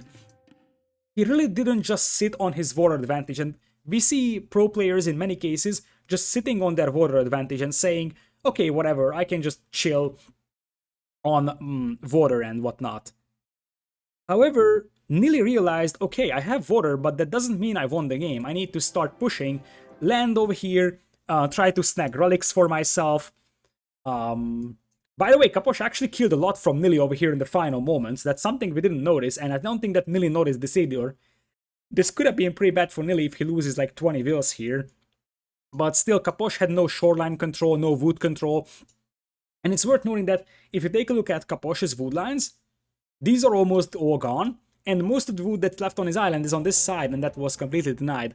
Nili's fishing eco at the back helped immensely. I think that was the deciding factor, that he was able to have a fishing eco that propelled him to a better castlage time, supported by the stone being sold on the market, and that fishing eco that was relatively untouched at the back of his base also allowed him to get a nice early Imperial Age compared to his opponent, and that's exactly how he was able to overrun the war galleys with the fast fires. Because before the fast fires arrived, Capoch was dominating water. Also, there were some huge demo hits from Nili that allowed the war galley numbers to be reduced, and now we are sitting on a 1-1 score over here. As I said, this is expected to be one of the closer series overall in the qualifiers. So let's see. We will go into the first home map of Capoch, and that is Bay or Cross. He can pick whichever he wants to. And speaking of civilizations, Italians are gone for Nili, and then Koreans are gone for Capoch. Lithuanians versus Huns would be the scenario for Four Lakes, and potentially Japanese versus Mongols for Bay. That is my expectation. So Capoch pick Cross. Okay, so Four Lakes is what we're going for. I think that's a reasonable decision, because the thing is that you see that Nili's late game is actually pretty strong, as you have 40 seconds remaining from the spectator delay. So you probably want to have open maps a little bit more, just like Arabia, and Cross is actually pretty suitable for that. Nili is going to be playing Huns, and we are going to be having Lithuanians for Capoch, so no surprise about that one. The two pretty predictable civilizations coming in here overall for the two players. So the thing is that this map has a lot of relics on that, so Nili is going to have to play aggressive. And I would think that the idea is probably to go for fish into potentially scouts or archers, and then triple range cav archers. And the question is, what can Capoch do against triple range cav archers in this one? So let us jump into the next game over here, as I welcome you to Cross or Four Lakes, depending on how you like it. You will have 4 relics in each corner, and well, 1 relic in each corner for a combined number of 4 that is separated by borders. So the only way you can get that is by transporting a monk over there, and there is 1 relic also in each corner of this land. So Capoch will be playing Lithuanians in yellow, which allows him to drop a dock early on. You see what Capoch is doing? This is actually a build order that I think we could actually... I'm thinking about making a video on this build order for my YouTube. So this is the fast dock with Lithuanians, and the idea is that you start with extra food, so you don't have to gather food from the sheep right at the beginning, and you can send 4 villagers to wood, gather the wood that you need, and drop that dock faster. What this gives you is about 1.5 fishing ships advantage overall. So you see that this villager is already moving out to dock. Now, taking a look at Capoch's eco, he's got a nice woodlands at the back over here. Gold mines aren't perfect, especially this primary gold mine isn't something that's really nice, and he's quite open from the left. Easily pushable there is going to be helpful. And also, his pond is rather defendable, so technically he can wall this one off to prevent Nili from sneaking up dock up on him. Now, this sheep, I believe, originally belonged to Capoch because Nili is coming forward with that scout. The dock is just coming in right now, and you see that Nili is first dropping the lumber camp. So, Nili is doing a standard build order, whereas Lithuanians are being used over here with the fast dock build. So, what I don't like about Nili's base is that he's very, very far away from the ponds. That's actually extremely unfortunate for the hippo over here. If you compare him to Capoch, Capoch is like, what, 20, 25 tiles away from the fish or the pond? Nili, that's probably around 40 tiles in each direction. That's extremely unfortunate. And needless to say, it is much easier for Capoch to protect his pond over here. Like, this is actually vulnerable to prevent the dock coming up here. In fact, Capoch has wisely placed the dock here, which means that, like, it's impossible for Nili to sneak a dock up here, most likely. So if Nili wants to sneak a dock, it has to come up here, and it's much easier for Capoch to spot that with a dock being placed over here. So Nili's base is somewhat open on the front. He does have a gold mine here at the back, but he needs to do quite a lot of walling to secure that. The woodland at the back is nice, but as I said, he's very far away from fish, which could be a positive as well in Feudal, because this means that he's actually closer to the other pond. But at the end of the day,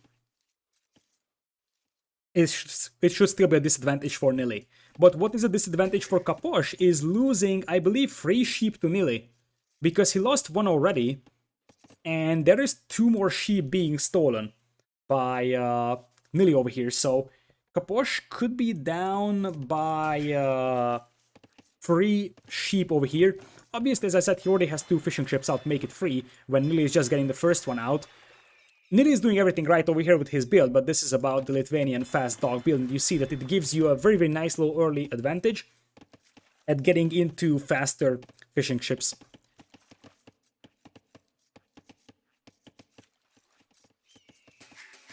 Alright, so this boar is almost consumed, and Nili...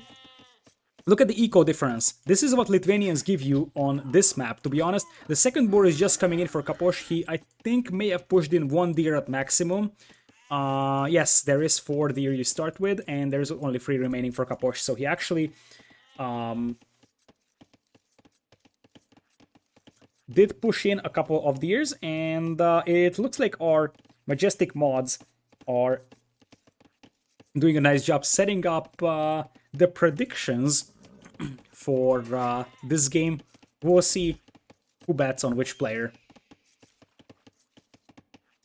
Alright, so Capoch is out with 4 fishing ships already. Nili is getting fishing ship number 2 out. I think the fact that Nili is 2 fishing ships behind is a combination of the fact that he's Huns versus Lithuanians, and more importantly, that he had to walk a lot more. So this is not Nili's fault. This is a somewhat unlucky map generation for him, and also the fact that Capoch is playing Lithuanians.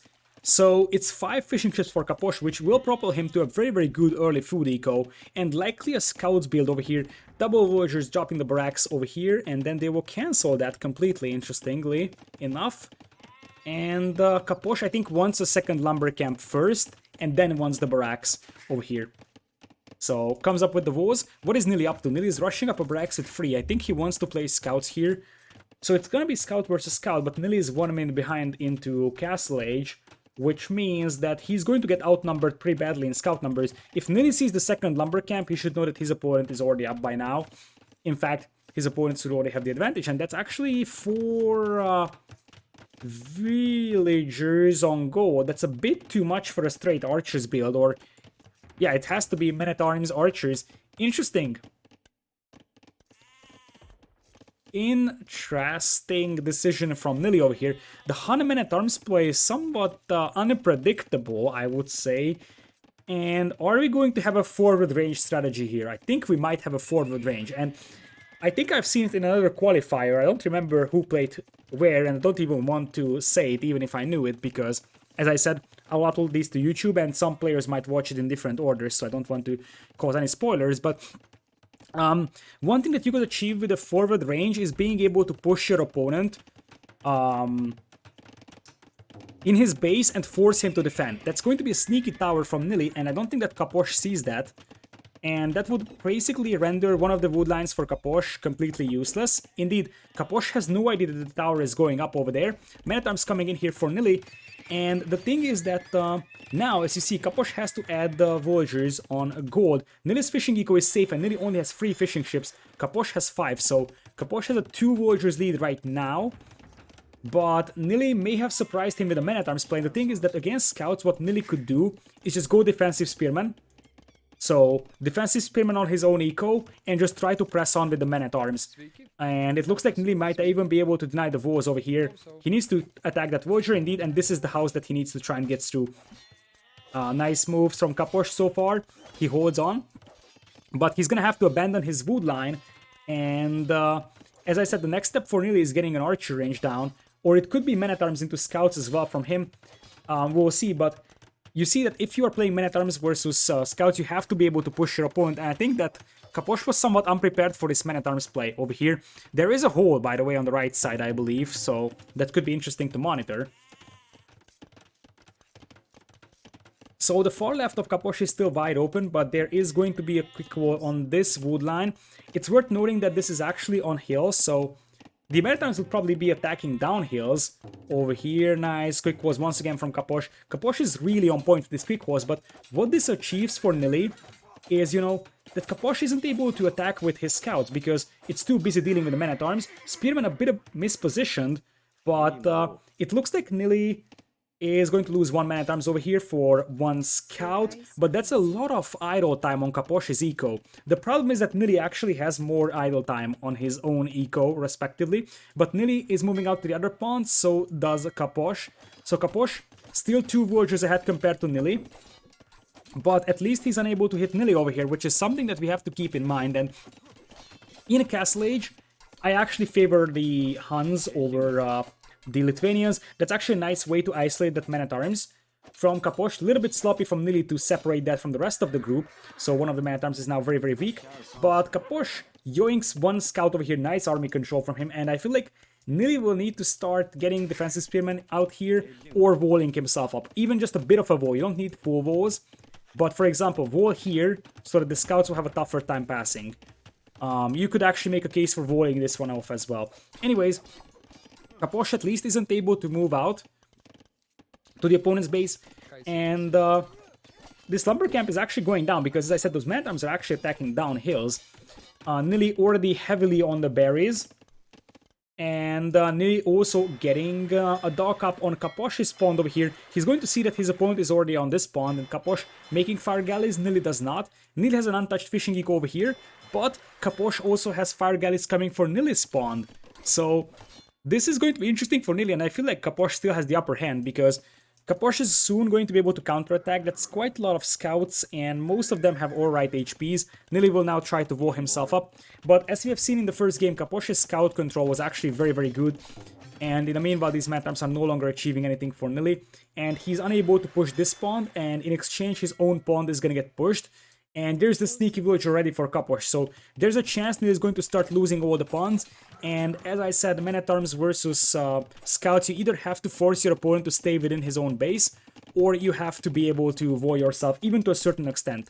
You don't need full walls, but you need to be able to limit the movement of the scouts and prevent them from just running straight into your eco. That's a nice poke over there from Nili. And more scouts are coming out. Nili is going to lose his fishing eco over here, rendering him to 39 Vultures. And I think he's going to see Capoch's dock. And what is the Vulture doing from Capoch? No way. Don't tell me that this is a thing for Capoch. The Vulture starts going back.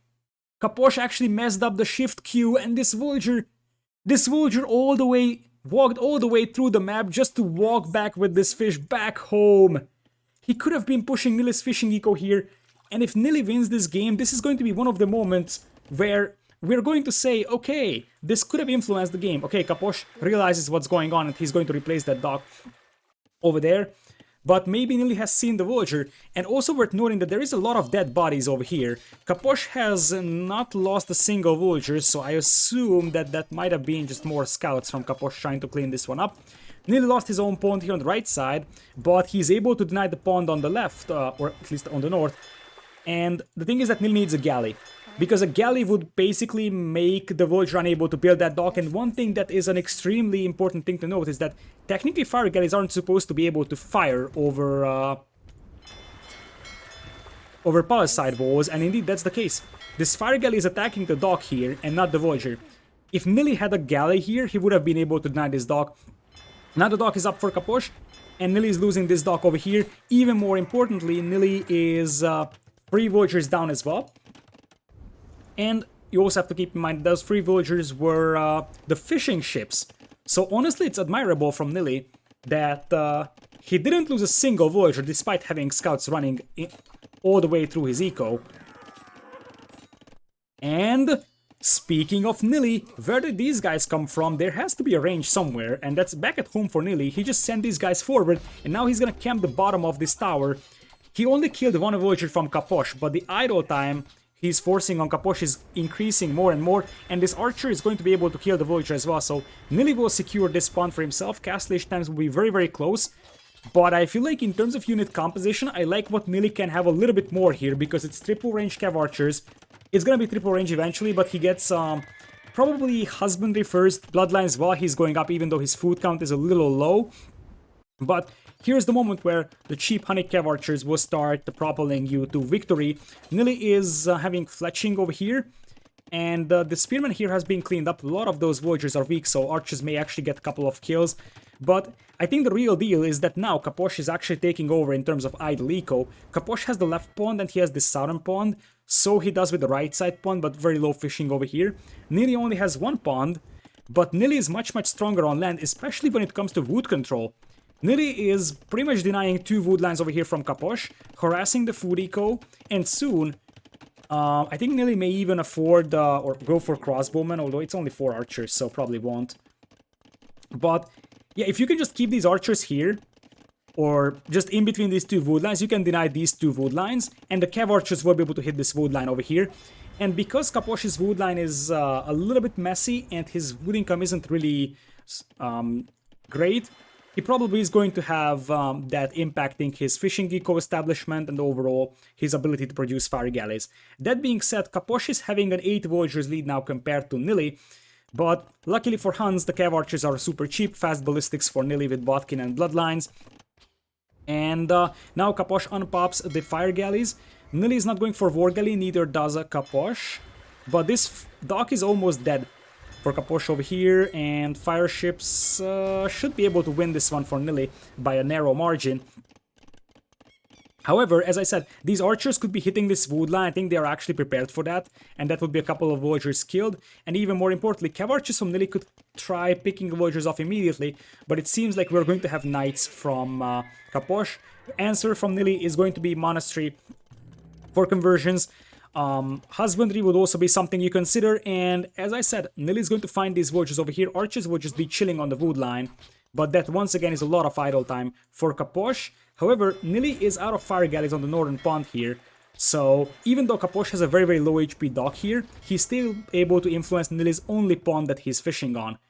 And remember that Nili's eco isn't great here, 11 villagers behind, so Nili is kind of forced to use those cav archers to start raiding the land eco of his opponent, because on water he seems like he's getting clapped, even though this is going to be a nice move over there from Nili. Men-at-Arms still doing some work over here, poking down villagers, and the archers are also denying this wood line. Capoch will be on 2 TC, secures the wood line and stone for himself. And ballistics now coming in here for Nili. No tumbling, no armor upgrades on those cav archers right now. It is right now 7 knights versus 10 cav archers. Knights having +2 defense and +1 attack. That should be an advantage for Capoch. However, one thing that Nili could use is just go for a hit and run play over here with the cav archers. If he's able to hit this wood line with the CA, pick off 2 or 3 villagers, that's gonna be jackpot for him. Also, will likely be able to clean this pond up So he's going to secure at least one pawn for fishing, and indeed there goes one Voyager from Capoch, Monk already targeting that knight over there. And in the meanwhile, however, disaster for Nili. The knights have broken through, and that's gonna be a lot of quick wars needed for Nili to stop that one from happening, because it's +1/+2 knights as well, so it's not like these are actually weak knights where Spearman will be able to get some kills on them. And Nili is losing a lot of Voyagers. Nili has lost an awful lot. That being said, Capoch is losing a lot as well, and one thing that we have to keep in mind is that Nili has a relatively cheap army, so technically he may be able to afford losing a bit of a Voyagers a little bit easier than Capoch. What is concerning is that now Capoch is getting close to having twice the Voyagers as Nili, so Nili now has to start like massacring Wills, otherwise he's going to be in trouble. So if Nili didn't lose 20 Voyagers, he didn't lose 20 Voyagers, but he lost something like 10, I would have said that he's in a better spot than Capoch. Now Capoch has 2 TCs, he has 3 pawns as well, which is worth noting. This dock is still standing for Capoch, so you can still get a couple more fire ships over here. However, those knights, Nili is not microing those cav archers right now. Where are the rest of the cav archers? I think he's trying to clean this one up. Capoch even building a TC over here on the right side. And the thing is that Nili isn't really able to kill a lot of Whales here. That's the problem. And as I said, it's 3 pawns for Capoch, 1 only for Nili, and on this map you need at least 2 pawns, I believe. If you have 2, that's fine, but 3-1 is a little bit too much to handle for Nili. He is going to find these Voyagers over here, which is actually some value, but that's still going to be a 28 Voyagers lead in the favor of Capoch, and eventually, if he has a that big eco lead, he can start adding skirms with Lithuanians, and also he can start thinking about picking up relics, which is something that he hasn't done just yet. TC is gonna go denied, but still 25 Voyagers lead. Husbandry and Armor is now coming in for Nili though, and he is also getting some value for these men-at-arms still. Capoch having a lot of idle time. The problem is that Nili is also having a lot of idle time because he's losing the final pawn over here as well. So Nili needs to start killing Voyagers here really fast, otherwise he's gonna be in an awful lot of trouble. That being said, he's got some Spearmen supporting over here with the Cav Archers, so that's a bit of a miss-micro from Nili. He should be using the Cav Archers here while he can, now that the Spearmen are actually helping out a little bit. Tumbling is also missing from those CA, but here come the raids, and one thing that Nili is gonna have for him is the ability to be a little bit mobile when it comes to raiding. The real question is, can he raid himself back into this game? Because you can never say never with this many Cav Archers.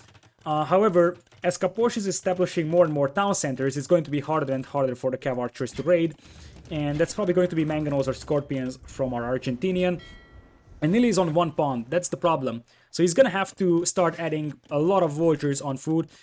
And the thing is that you also have a lot of tea idle time for Nili. So Capoch is getting a lot of food income from the fish.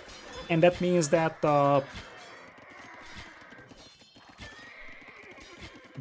he's able to produce Voyagers on multiple TCs. You see that all of these TCs are actually making Wheels. Whereas for Nili, he's got 1 TC and that's idle for quite a while. So 4 minutes idle time overall here.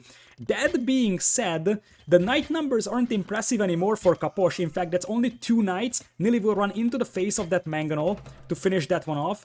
And it's 81 Voyagers for Capoch, but 20 of them are idle. And that's going to be a forward siege workshop. As I said, I don't think Nili is completely dead, but he has to start killing Voyagers big time, and he's doing that, man. He's doing that, and even if he just idles these Voyagers, that's going to be something that is going to be considerable. The thing is that the main problem that Nili is facing is that the food eco for Capoch is completely untouched, basically. So he's still able to happily boom with the TCs because he has the food income from the corners. Nili will try pushing up this angle. And I guess Nili could be playing with wood control here. Capoch also adding a TC over here on the far right, so he's gonna have a safe wood line over there. And now that's gonna be for skirms, I believe. Capoch realizes that he needs skirms in this one. But yeah, Capoch is gonna have a lot of these, or a lot of Voyager idle time over here. The problem is that Nili still has a relatively low Voyager count, and it's 1 TC. I feel like his eco in the long run isn't going to be competitive enough against Capoch. He's not killing enough Voyagers, or like, he's not killing Voyagers fast enough to compensate for him falling behind because he only has 1 TC as opposed to his opponent having 4. But look at this. This is some nice army control here for Nili. He's running back and forth, and he is killing wheels. In fact, now he has killed more wheels than Capoch did from him. And Capoch has his Siege Workshop over here, which means that he's not going to be able to get a counter Mangonel in here. Capoch finally getting elite skirms in, but that's not a lot of skirms on the field. As Nili could be leaving that Mangonel wide open for the Knights to pick off. Let's see if he's going to react to this one. No reaction so far. Tries to get a conversion in. He needs to focus down the other Knight then. Gets the conversion, but the Mangonel is gonna go down. Oh man, that hurts for Nili. Another Siege Workshop comes in here for Capoch. But Nili moves in once again on the other side, and Capoch is somewhat scrambling for wood here. 30 idols for Capoch, and that pretty much evens out the eco over here. One thing I could imagine for Nili, potentially, is maybe thinking about castle.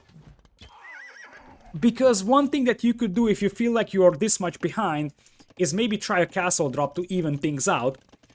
But that was a disaster for Nili. That was way too many Cav Archers lost for Scorpions and Mangonels. I'm not sure if it was the Scorpion or the Mangonel doing the majority of the work, but one Scorpion, one Mangonel killed quite a lot there from Nili, and Capoch is very close to defensive castle.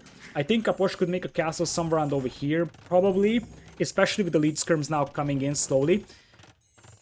And that means that that would pretty much stall out this push. Nili is on 14 Cav Archers, and the problem is that he's behind by 35 Villagers, and as I said before, you have to kill Villagers here if you're Nili, and he's unable to kill Villagers fast enough to compensate for him still being on 1 TC and having just one pond and one fishing ship. His opponent has probably 20 plus fishing ships overall. As the castle comes in here, Nili gets a good Mangonel shot and takes down the Mango over here. Another Mangonel comes in. Is this going to be a doubt castle? It probably won't. This is going up, because the Mangonels from Nili will be taken down, and he's kind of forced to fight over here. Elite skirms taking a better and better engagement, and those are Lithuanian elite skirms, so they're even pretty nice at this. Capoch picks off the Monk as well, and even though Nili has a couple of Knights in here, it's going to be about outlasting your opponent now. Like, it's 90 villagers against 57, and Nili also has a lot of idols for whatever reason. 18 idols somewhere. His gold miners are all idle. His lumberjacks are all idle. Nili tried it, and he had some moments in this game, but Capoch just outplayed him overall. Maybe if... It's hard to say, because Nili was in a tough position lake-wise. He's far away from both lakes over here, so he didn't really have a safe pond to work with, and I think that it contributed massively to the fact that he wasn't able to secure at least one lake for him. But I think Nili, for this strategy, Nili needed the even amount of lakes compared to his opponent. Cav Archers once again getting torn apart by his skirms here. Even without ballistics for Capoch, he's able to take down 2 Cav Archers over there. Knights will try to come in, and now I think Nili is looking for the fishing ships, which actually makes sense for him. He needs to disengage with his Cav Archers though, trying to pick off the Knights, or he's diving in. He's diving in over here, but I wonder if this is good enough for him, and I don't think so. If he was able to start killing the fishing ships here, maybe that could work, but Capoch can always send them into the corner and wait until the Cav Archers go away.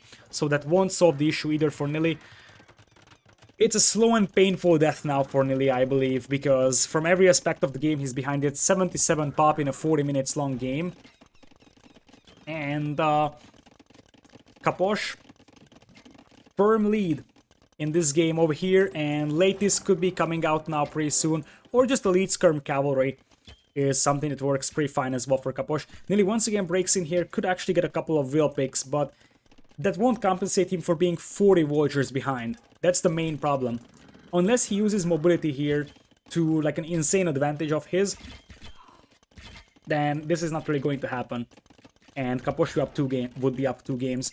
Now, once again, Nili's gonna kill a couple of Villagers here, and overall he killed 37 Wills, lost only 17. The problem is that Capoch was able to make much more Villagers, so even with Nili having 20 Villagers killed more than the opponent, as Nili is going to take a rather inefficient engagement over here against the Skirms. Skirms do not have the armor upgrades on them, so this is not perfect for Capoch, and that's also pretty bad for Nili if he heads this way, because this is logged. Capoch tries to quick wall this, and he will.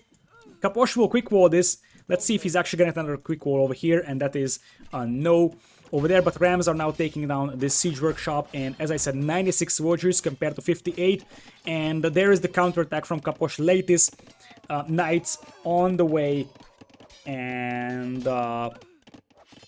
that is going to be Nili. By the time he notices this, he's going to lose way too many viewers. Look at that. He's probably focused on microing his Cav archers. And I think when he comes back to his base and sees this, he's going to immediately call the GG. Because by the time he notices this, he's going to be down to 50 viewers. So, yeah, he's probably focused on stopping this one, but the way that this is going to look like is that, okay, whatever happens with this castle happens, and then Nili will start looking at his eco and say, how do I only have 58 villagers? And he's going to know. He's going to know exactly that that's going to be gone. Cav archers are holding this hill over here, battering rams here to soak up some arrow fire, but more importantly, the skirms will arrive. Skirm still without armor upgrades, which is a little bit sloppy from Capoch, and he decides not to drop the castle over there, but look at that knight still doing damage. Nili's at 58 eco, his opponent almost having double the eco than he does. And that castle right in the face of Nili. It's worth knowing that Nili collected 3 relics inside this monastery, and Lithuanians, they will just take this monastery down, Capoch will mill the monastery here, pick up the relics, and suddenly he's gonna have +3 attack from the relics on his knights as well. So the fact that Nili gathered the relics over here is also going to hurt him, because now Capoch will just directly take those relics. He doesn't even have to bother walking all across the map to find relics. He's just going to be able to directly take it away from Nili, and that's exactly the plan over there. It's not like it actually mattered in this game, because this game is probably over anyways. But that's just going to be another thing, and I think this is the moment either when Nili looked at this monastery and said, hey, it's gonna go down, or he looked at his eco here and said, oh boy, it's over. Capoch takes game number 3 over here, and we will be going for Nili's second home map in this one, which will be Hideout. I predicted 3-1 for Capoch, and I feel like that seems to be a likely scenario, because on land maps, Capoch seems to be superior. Nili's game plan here was right. As I said, he kind of got screwed over by the map generation here, so this wasn't really a good map for Nili, I'm not going to lie. That being said, Capoch did a better job at controlling basically all lakes, including this one, for example. So he was able to influence Nili's fishing eagle here. He was able to get docks up in here as well. And Nili's 1TC Cav archer play would have worked nicely if he was able to go for a somewhat untouched fish boom. But at the end of the day, even though Nili killed 12 more villagers than his opponent did, that is almost 60 villager deficit from Capoch. That means that we're going back into the lobby over here. As you see in the schedule, the next series that I will be casting will be Slam versus Jack. So we will be taking a look at that after this series ends. That's actually very important. So we will obviously finish this series first, and then go for Slam versus Jack.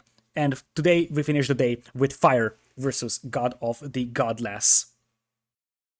So let's take a look at the remaining civilizations of the players. So what we're left with is Hideout as Nili's home map, and Capoch's other home map would be Bay.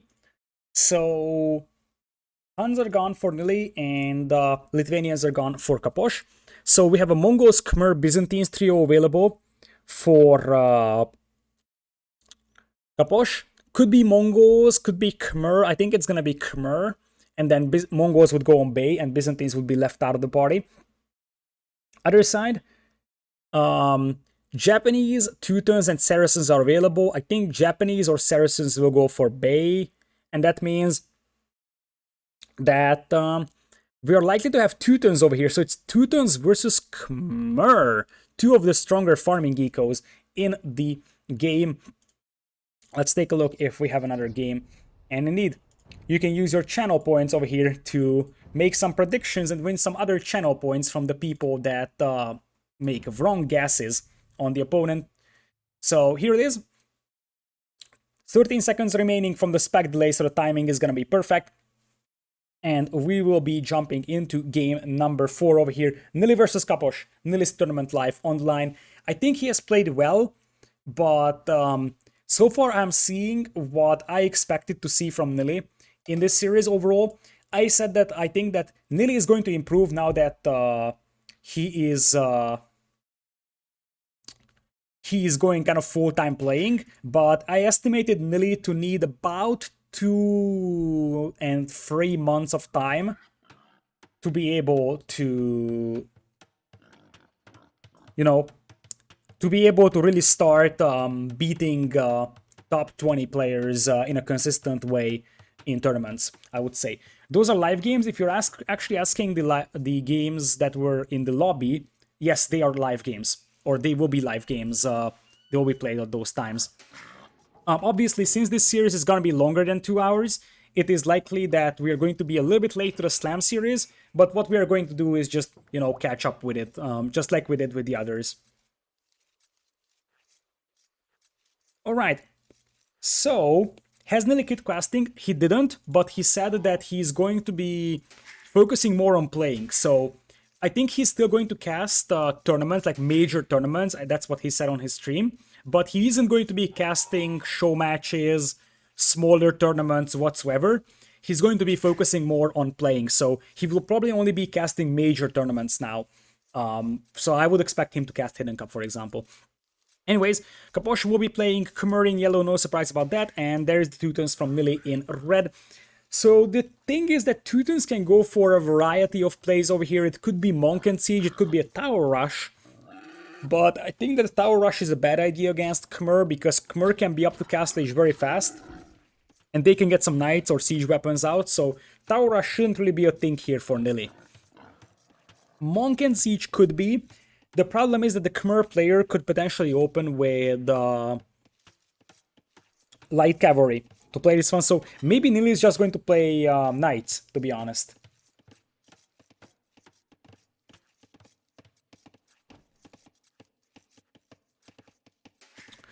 Okay, so with that, we're gonna have, as I said, on the south, Capoch in yellow and Nili on the north in red. So the maps seem fairly balanced over here. It's going to be interesting to take a look at that. Right in the middle of this choke point, we do have two of the neutral goals. That's going to be interesting to take a look at overall. And we have two relics close to each player's base, and one is kind of lonely alone on the right side over here. We'll see what Capoch and Nili will do with that. Anyways, Capoch is actually sending 4 Voyagers on wood over here, and that's actually something that I'm curious in. You know that Capoch is pretty much the old school player, so I wonder what his build order here is going to be, because with Khmer you can actually do 3 Villagers on wood for a fast castle build, and I am actually very curious how polished the Khmer fast castle build is from Capoch. Because that's kind of a new thing, that you don't need buildings to go up to the next stage.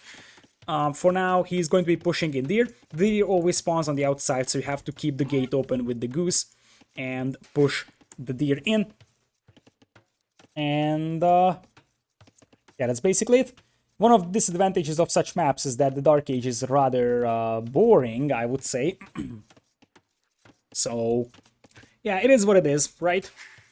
So with that being said, Nili already pushed in 2 of the deer for himself. Both of these deers are relatively easily pushable over here.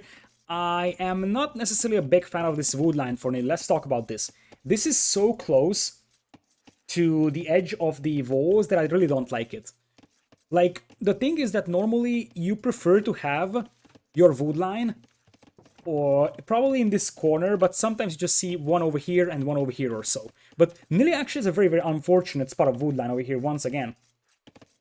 Because if you just take a look at this, it starts moving diagonally. Like, this wood line is linear and then it starts to be diagonal at this point, and I guess Nili thought that the corner is over there. And oftentimes you're trying to place your lumber camp in this corner, and I think maybe Nili thought that the corner will be here.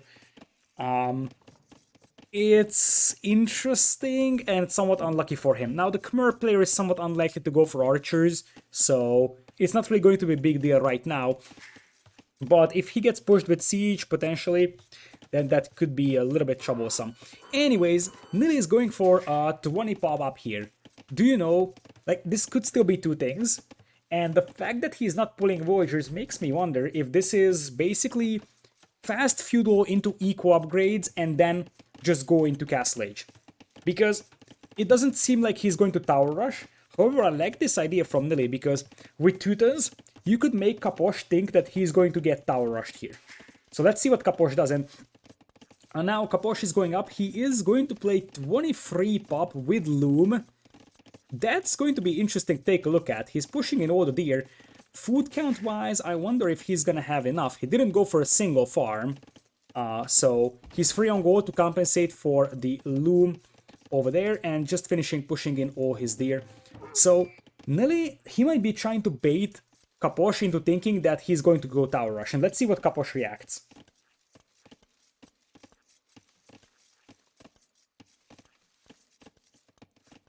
So we are gonna have no Thrush indeed from Nili, and he's just going for the eco upgrades. This is a little bit risky because you could get Castle Age. You could get a push in your face in Castle Age, and that could be really troublesome. Capoch seems like he's completely fine with the fact that his opponent is up to feudal age. He doesn't seem like he's bothered by the fact that he could potentially be tower rushed. So the bait, I'm not sure if it worked for Nili. As I said, that might have been the idea behind picking Teutons here. Make your opponent think that you're going to tower rush him with Teutons in feudal, and in reality you just go for a boom over here. So Brax, likely a stable will follow this, and this may be a stable blacksmith type of a Castle Age from Nili. And at the end of the day, Nili is probably going to be like a minute or so behind compared to Capoch in Castle Age, and indeed, Capoch may have gone up to feudal a little bit early because he's still only at 560 food, and because of that, this wasn't a clean fast castle from Capoch over here. It's still going to be something like 22 plus 2, so it's still nice, but it wasn't as fast as it could possibly have been. That being said, the faster feudal age helps here a little bit for him, and maybe it was intentional, because against Teutons, you may want to get up the feudal age a little faster in case you actually are getting tower rushed. So here is the Castle Age for Capoch. Other side, Nili, as I said, he's looking alright with the food count, and one thing that you have to keep in mind is that you have cheaper Teuton farms, and you also have horse color on them. So all the farms that Nili has, which is 7, will have horse color, whereas Capoch's farms won't have horse color on those 5 farms that he has. And also Teuton scouts will get 1 extra melee armor in Castle Age, so they will be able to beat the scouts of Capoch. The real question is, what is Nili's game plan is after this, because oh, that's a blacksmith only. Okay, so it's stable blacksmith going up to Castle Age. Are we just going to see the 2 players booming here? I would be sad if that was the case. Like, I would be very, very sad if that was the case. Anyways, for now, Capoch is on the way, and looking at the resources, that seems like 2 TCs to me, or potentially something like Monastery TC.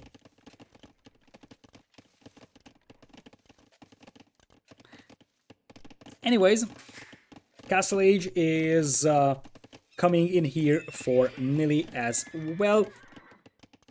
And in the meanwhile, Capoch is up. Capoch is still very, very heavy on gold, so this is why I'm thinking that this could be relic collection for Capoch, because otherwise he could have pulled his Voyagers from gold by now. And it looks like we'll have TC, and that is it. Why is he keeping 4 Voyagers on gold now? It's a mystery to me. You would keep 4 Voyagers on gold if you wanted to go for like multiple monks to pick up relics here. Which is the better booming sieve? Probably Khmer, but the 2 are comparable. The 2 are very comparable in booming potential. Nili almost up to Castle Age himself, and that feels like Nili is also going to do just 3 TC boom. The thing is that the farms will be cheaper for the Teuton player, but at the end of the day, I think it matters more that you have a faster gathering rate for the Khmer player. That is actually a big deal compared to the Teuton one. That being said, Nili's got a lot more farmers right now, so his early food eco in Castle Age is going to be slightly better. And by the time he reaches Castle Age, Capoch will catch up in a Voyager count. Early Voyagers being sent to stone makes me wonder if we are going to see a defensive castle if it's needed. it could make sense for Capoch, adding villagers to stone here, in case Nili ends up pushing with Monk and Siege. Let's see, Capoch, forward the villagers. Which means Siege Workshop Monastery, and that explains why you're keeping 4 villagers on gold. Because Capoch wants to play aggressive in this one. I wonder how much these villagers will be sneaking. I think these villagers may even try to sneak to the other side. Because that's the side where Capoch is expecting, or when Nili is expecting this push way less. Nili is going for the full eco-heavy approach, so getting heavy blow and boso immediately. And, oh, it's just a sneaky stable here at the corner of the map so that Nili isn't spotting that. That's just because of that. So, the thing is that Capoch will be playing free TC Boom. Nili is going to do the same thing, but Capoch will actually be able to start pushing this one. And, the thing is that, eventually, Nili could be in trouble over here because of that one.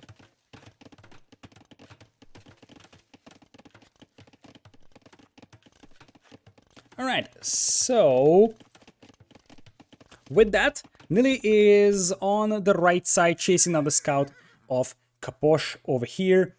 And it looks like Nili is going to play for the relics over here with the scouts. And indeed, here comes the monastery. However, the concern that he's gonna have is that, as I said, he has no idea about this push right now, and unless he's specifically looking for it, he's not really going to be able to see that either. He might be looking for relics, and he might be lucky enough to bump into those stables though, or well, just one stable right now. The houses here for the Khmer player will also be helpful because they can jump into houses with the villagers, and that means that you will be able to save those villagers in case scouts try to stop them. And it seems like Nili is just curious on what Capoch is doing. Capoch, kind of the same feelings, drops an outpost to make sure that Nili doesn't sneak up anything on him. And Nili is 6 villagers behind already, which is an interesting turn of events, probably because Capoch reached Castle Age faster, and he was on free TCs a little earlier. Nili is also going for wheelbarrow, so that's not a pure 6-7 villagers lead, but still a villager lead overall for Capoch. And as I said, the problem that Nili is facing is that he could get pushed over here pretty hard, and he's completely unprepared for this. So Nili is booming, and that's it. Capoch is booming, but he also has a secondary plan over here. So that is a difference maker over here. Also, Capoch's food income should be better from his villagers, but he doesn't have heavy blow on his farms, so that compensates a little bit for Nili. The bear over here is actually going to get triggered. I think Capoch will wait until he has something like 5 knights, and then start pushing with like 2 manganos, 5 knights or so. Nili is looking for relics though, and he might be lucky enough to bump into the stable over here though. And now he's not just looking for relics, he's looking for neutral resources as well, because you know that there is 1 relic in each corner, and ding ding, Nili is going to figure out what's up. He was patrolling his scouts right next to the opponent's base, because he had no idea what Capoch was up to other than booming. But now he sees, oh shoot, there's actually knights coming my way, immediately queues up 3 monks over here, and the manganos will start coming out. Capoch also knows that he has been discovered, so now it is... that knight could actually get converted. Remember that the tricky situation here for Capoch is that if he gets one of his knights converted, he can't convert them back because his opponent is Teutons, so converting units is much harder. However, Nili, who is going on 4 TC Boom, this may have been a little bit too greedy, because Capoch is doing 3 TC Boom, has a 10 villagers lead, but most importantly, and that's what matters, I believe, is that Capoch will be getting another stable up here, and suddenly Nili is gonna be looking like he's gonna get overrun by knights, and Redemption coming in to convert the manganos, getting another stable or monastery in. But this is the moment where you could just get a couple light cav out with Khmer. It is relatively easy for Capoch to do. Other option is that you just overrun your opponent with knight numbers, because it is much easier to train knights from double stables than it is to train monks, especially when you have to get redemption for those monks. They are missing sanctity, and now Nili's gonna try to get a conversion in. Without sanctity though, those monks will die very very easily, and redemption isn't that useful when you don't have sanctity. That's basically the story. Over here, Nili tries to get a conversion on the manganol, and the manganol is going to get another kill, and this is the deal. Capoch can jump into houses here with the villager. Nili might actually get the villager kill over here. Nope, he won't. And knights running into Nili's eco, and Nili's got 30 idols. And the thing is that he's already behind by 10 villagers. 30 idols, 10 villagers. What is the value gold on the overlay? It is actually telling you, this is the army value of Capoch, how much resources or how many resources his army is worth entirely. And below that there is the percentage of gold cost. So currently Capoch has twice the army value as Nili, and 56% of his army cost was gold, the rest of course is food, wood, and so on. Nili is actually able to successfully quick wall his villagers in here, gets a couple of pike or spearmen out, and he's going to have a defensive castle, but here is the problem. Behind this one, there is a boom as well from Capoch, and do you know what this is gonna be? Do you know what this is gonna be with a castle positioned like this? You never position a castle like this. This actually makes no sense for Capoch. Unless you make ballista elephants and you will cut in here. That's the only reason why you would ever make a castle there. Because it's not getting raided, this has to be a ballista elephant cut. And one of the things that Khmer do really well is that here comes the ballista elephant cut indeed. Not the first time we're seeing this in the tournament, I'm just going to say that much, because as I said, these qualifiers are supposed to be spoiler-free compared to the others, so that people who are watching those as individual series will not get spoiled. But all I'm going to say, this is not the first time we're seeing ballista elephant cuts, and it takes some time to chop through over here. And at the end of the day, he's also healing his knights. And it seems like Nili is going to slowly get pushed away from this game, because Capoch now has a 18 villagers lead and a 5 TC boom. 5 TCs for Capoch, chopping through the middle, and he's getting light cav in. So now it is going to be, okay, I have a good food eco, I'm just going to spam light cav into your economy. That's exactly what is going to be the case. So Nili right now is prepared to defend against this one, but Nili is on 16 military, 10 of those are monks. But the monks won't do much. There is actually conversion on that mangonel. It was a nice one from Nili, takes down 2 monks with it. But soon the hussar spam will start happening. What? What? What? Oh, Capoch, come on, man. His entire plan, I think, is revealed now. I don't know what this is. Maybe Nili just broke through with 3 knights and Capoch didn't notice. Maybe Capoch deleted the wall when he had a gate right next to it. I have absolutely no idea, but somehow there were 3 knights in here. Capoch is also getting a lot of stone mined over here, so he wants another castle. Nili, by the way, is imping and teching into Halberdier, and Haben Siege could be something that saves Nili here. His eco isn't great right now compared to Capoch, but Capoch hasn't been able to push for a while now, and Haben Siege could suddenly knock Capoch out of the game. Nili even yoinking the relic from this corner, and maybe we have spoken too soon. Because Capoch is going to try and raid Nili's eco to death here. The question is, what can Nili do with this counterattack? The problem I think that Nili is facing is that this counterattack needs about 2 or 3 more minutes to materialize, and Capoch wants a castle over there. That's going to be a very, very romantic position for that siege workshop. What is even worse for Nili is that the siege workshop will go up, but it's going to be completely useless. Because the castle's going to be right next to it, and I could even make a case for Capoch getting a couple of petards out just to make sure that that siege workshop goes down, and that's going to delay Nili's push. Whereas now you see, I don't know how that ballista elephant died. It might have been just deleted before it gets converted, but now it's going to be light cap spam coming in from Capoch. This knight is just chilling over here.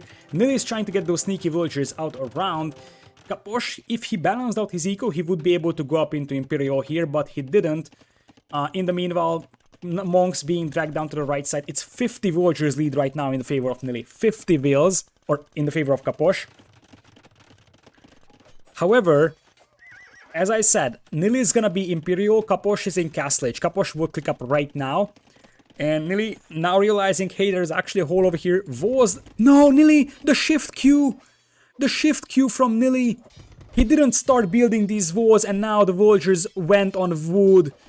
Oh, there was a disaster like that in a previous game from Capoch, where he just went back with the villager taking the fish. Now it is Nili disaster, and it's going to be another couple of villagers killed here from Nili. He didn't lose an awful lot, and Nili... Oh, you can tell that he's a teammate of doubt here. That is not a castle that goes up. He wanted a castle here so he can open up the side of Capoch's base, potentially, but that's not gonna happen, and I think Capoch's light cavs might actually even be able to find that castle. It's not really... You don't need to be a brain surgeon to figure out where the villagers could have gone. That being said, there is a couple of knights over here from Nili as well, and as I always say, hoes work both ways.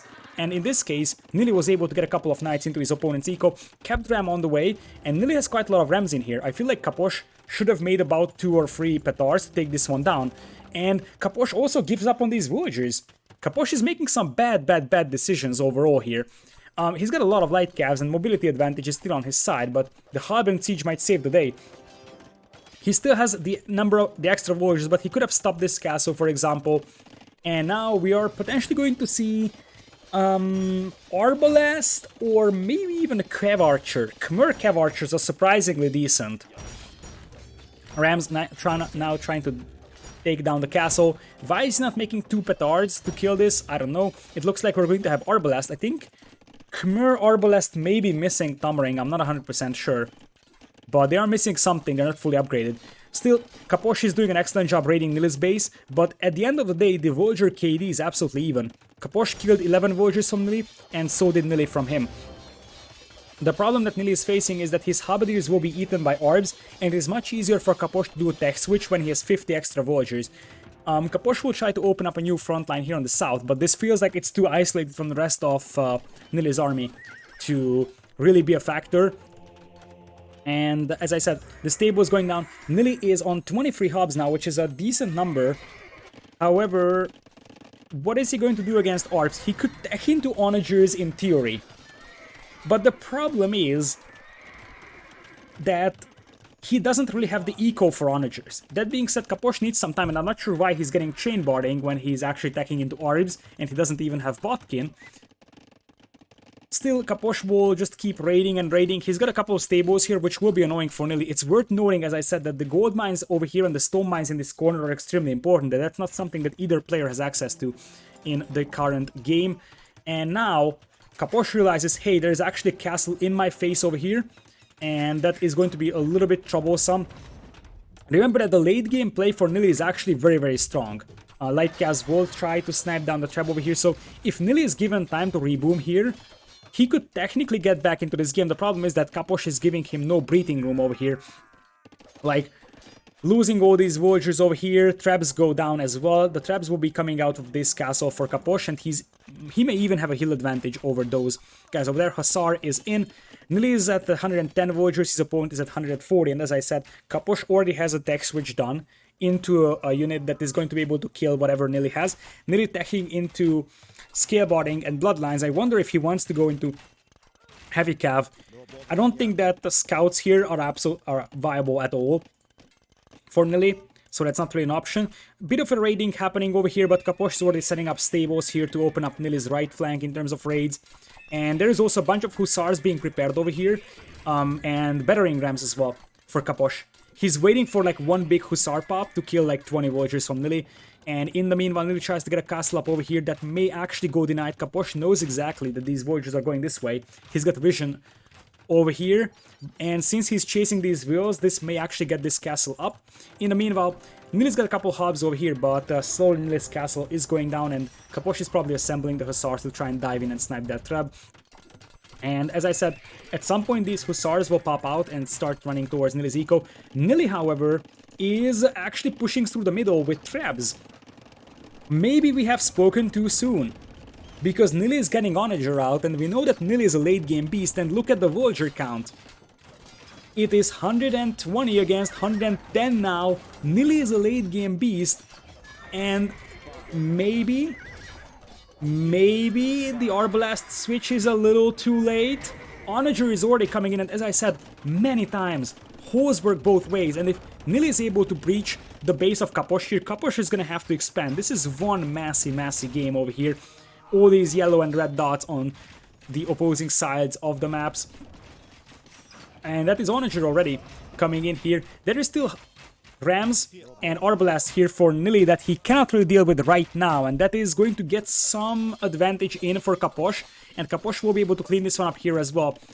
But Nili is pushing the middle now, and he's trap cutting. As much as Khmer Ballista elephants are useful for cutting through the forest. Traps are also useful for that, if they can hit the tree. Now, if he's gonna get Onager, he's gonna be able to chop through much easier. The problem for Nili is that he's getting raided pretty hard, and now the Arblast will be heading that way. And Nili is down to 102 Voyagers. This foothold will be cleared. And what concerns me when it comes to Nili's position is that he's outnumbered 2-1 in terms of military. And we know how dangerous Khmer Hussar spam can be, especially if it hits a gold mine like this. Nili for a moment seemed like he's going to be able to counterattack. Teutonic Knight desperately trying to knock down those rams. But now, this foothold from Nili is cleaned up. The middle is being trap cut into, so Nili will try to just run in with halberdiers and traps most likely. But in the meanwhile, Nili is dropping a villager count, and by the time he's gonna have the units that he needs, it's going to be too late, I believe, because that villager count is just dropping at a very disturbing pace in basically every position across this map. Down to 84 villagers, Onager pops out, but Hussar Arbalest is actually a very good composition for the Khmer player over here, and Nili doesn't really have the halberdiers on this side to support the Onagers with them. 85 villagers against 108, and Nili is trying his best to do some raids over here with halberdiers, but he's barely touching the opponent's eco. And even though, once again, these guys will run in here, if Capoch gets about 10 arbs here, he's going to be able to hold against this one. So, in the meanwhile, 82 villagers for Nili. And as I said, Arbalest will intercept the villagers here as well. And these villagers are something that Capoch also sees, I believe. Yeah, Capoch sees these villagers. He could send one Hussar here, and that will be -4 villagers here for Nili as well. Right side is going to get castled, and that means that Capoch will secure his side of the map. Rams will now start moving through the hole as well. And once again, Hussars are hitting Nili's eco. He's down to 85 villagers. Sort of a heartbreaking loss over here, because for a moment it seemed like he's gonna be able to come back into this one. But now, wherever I look on the map, everything seems to be falling apart. The castle here is going down. Capoch is gonna have the entire southern part of the map. He's pushing through the middle. He is raiding on the right side as well. Onagers pop out for Nili over here, take down the Arbs. But really, the left side is now collapsing for Nili. Rams on the way as well, so the traps will be taken down. And yeah, I just don't see the numbers now for Nili. It's 54 army against 19. Nili has fought well, and you can definitely see the improvement in his gameplay, but I was right assuming that he's going to need about at least 1.5-2 months more before he's able to really start competing in tournaments against the top 20 players. He's getting there, but he wasn't ready for Capoch just yet. And it seemed like I was right with the 3-1 score line over here. This is the end for him. There is nowhere to go now, so it is just a matter of time until he calls the GG. So yeah, if you just take a look at the map, there is absolutely nowhere to go for Nili. And just look at the amount of yellow on the map compared to the amount of red on the map. Nili taps out, and Capoch takes this game. And with that, the entire series. Capoch has had some rough moments in this series, especially the Islands game was tough. Nili had some rough moments, for example, the Arabia game. But well played, Nili. He has definitely improved, as I said. However, we also have to consider that Capoch right now is a much stronger player, and Capoch is making a case for himself. Capoch isn't there at the top 10 just yet. But now I would start putting Capoch into the top 16 of competitive Age of Empires, and what he has been able to achieve in such a short time, I think is admirable. On the other hand, I feel like Bright Future is ahead of Nili, but he needs more time. So I'm looking forward to seeing Nili in tournaments during the summer, early autumn, because that is going to be the part where I think the grind that he's doing, the commitment is going to start materializing. It was a little bit short of a deadline for him to prepare for Hidden Cup with the full-time playing thing, so he only has been doing this for 3-ish weeks, I think. But if he keeps improving like he's doing right now, he's going to be able to start competing on the highest level in the upcoming tournaments in the future.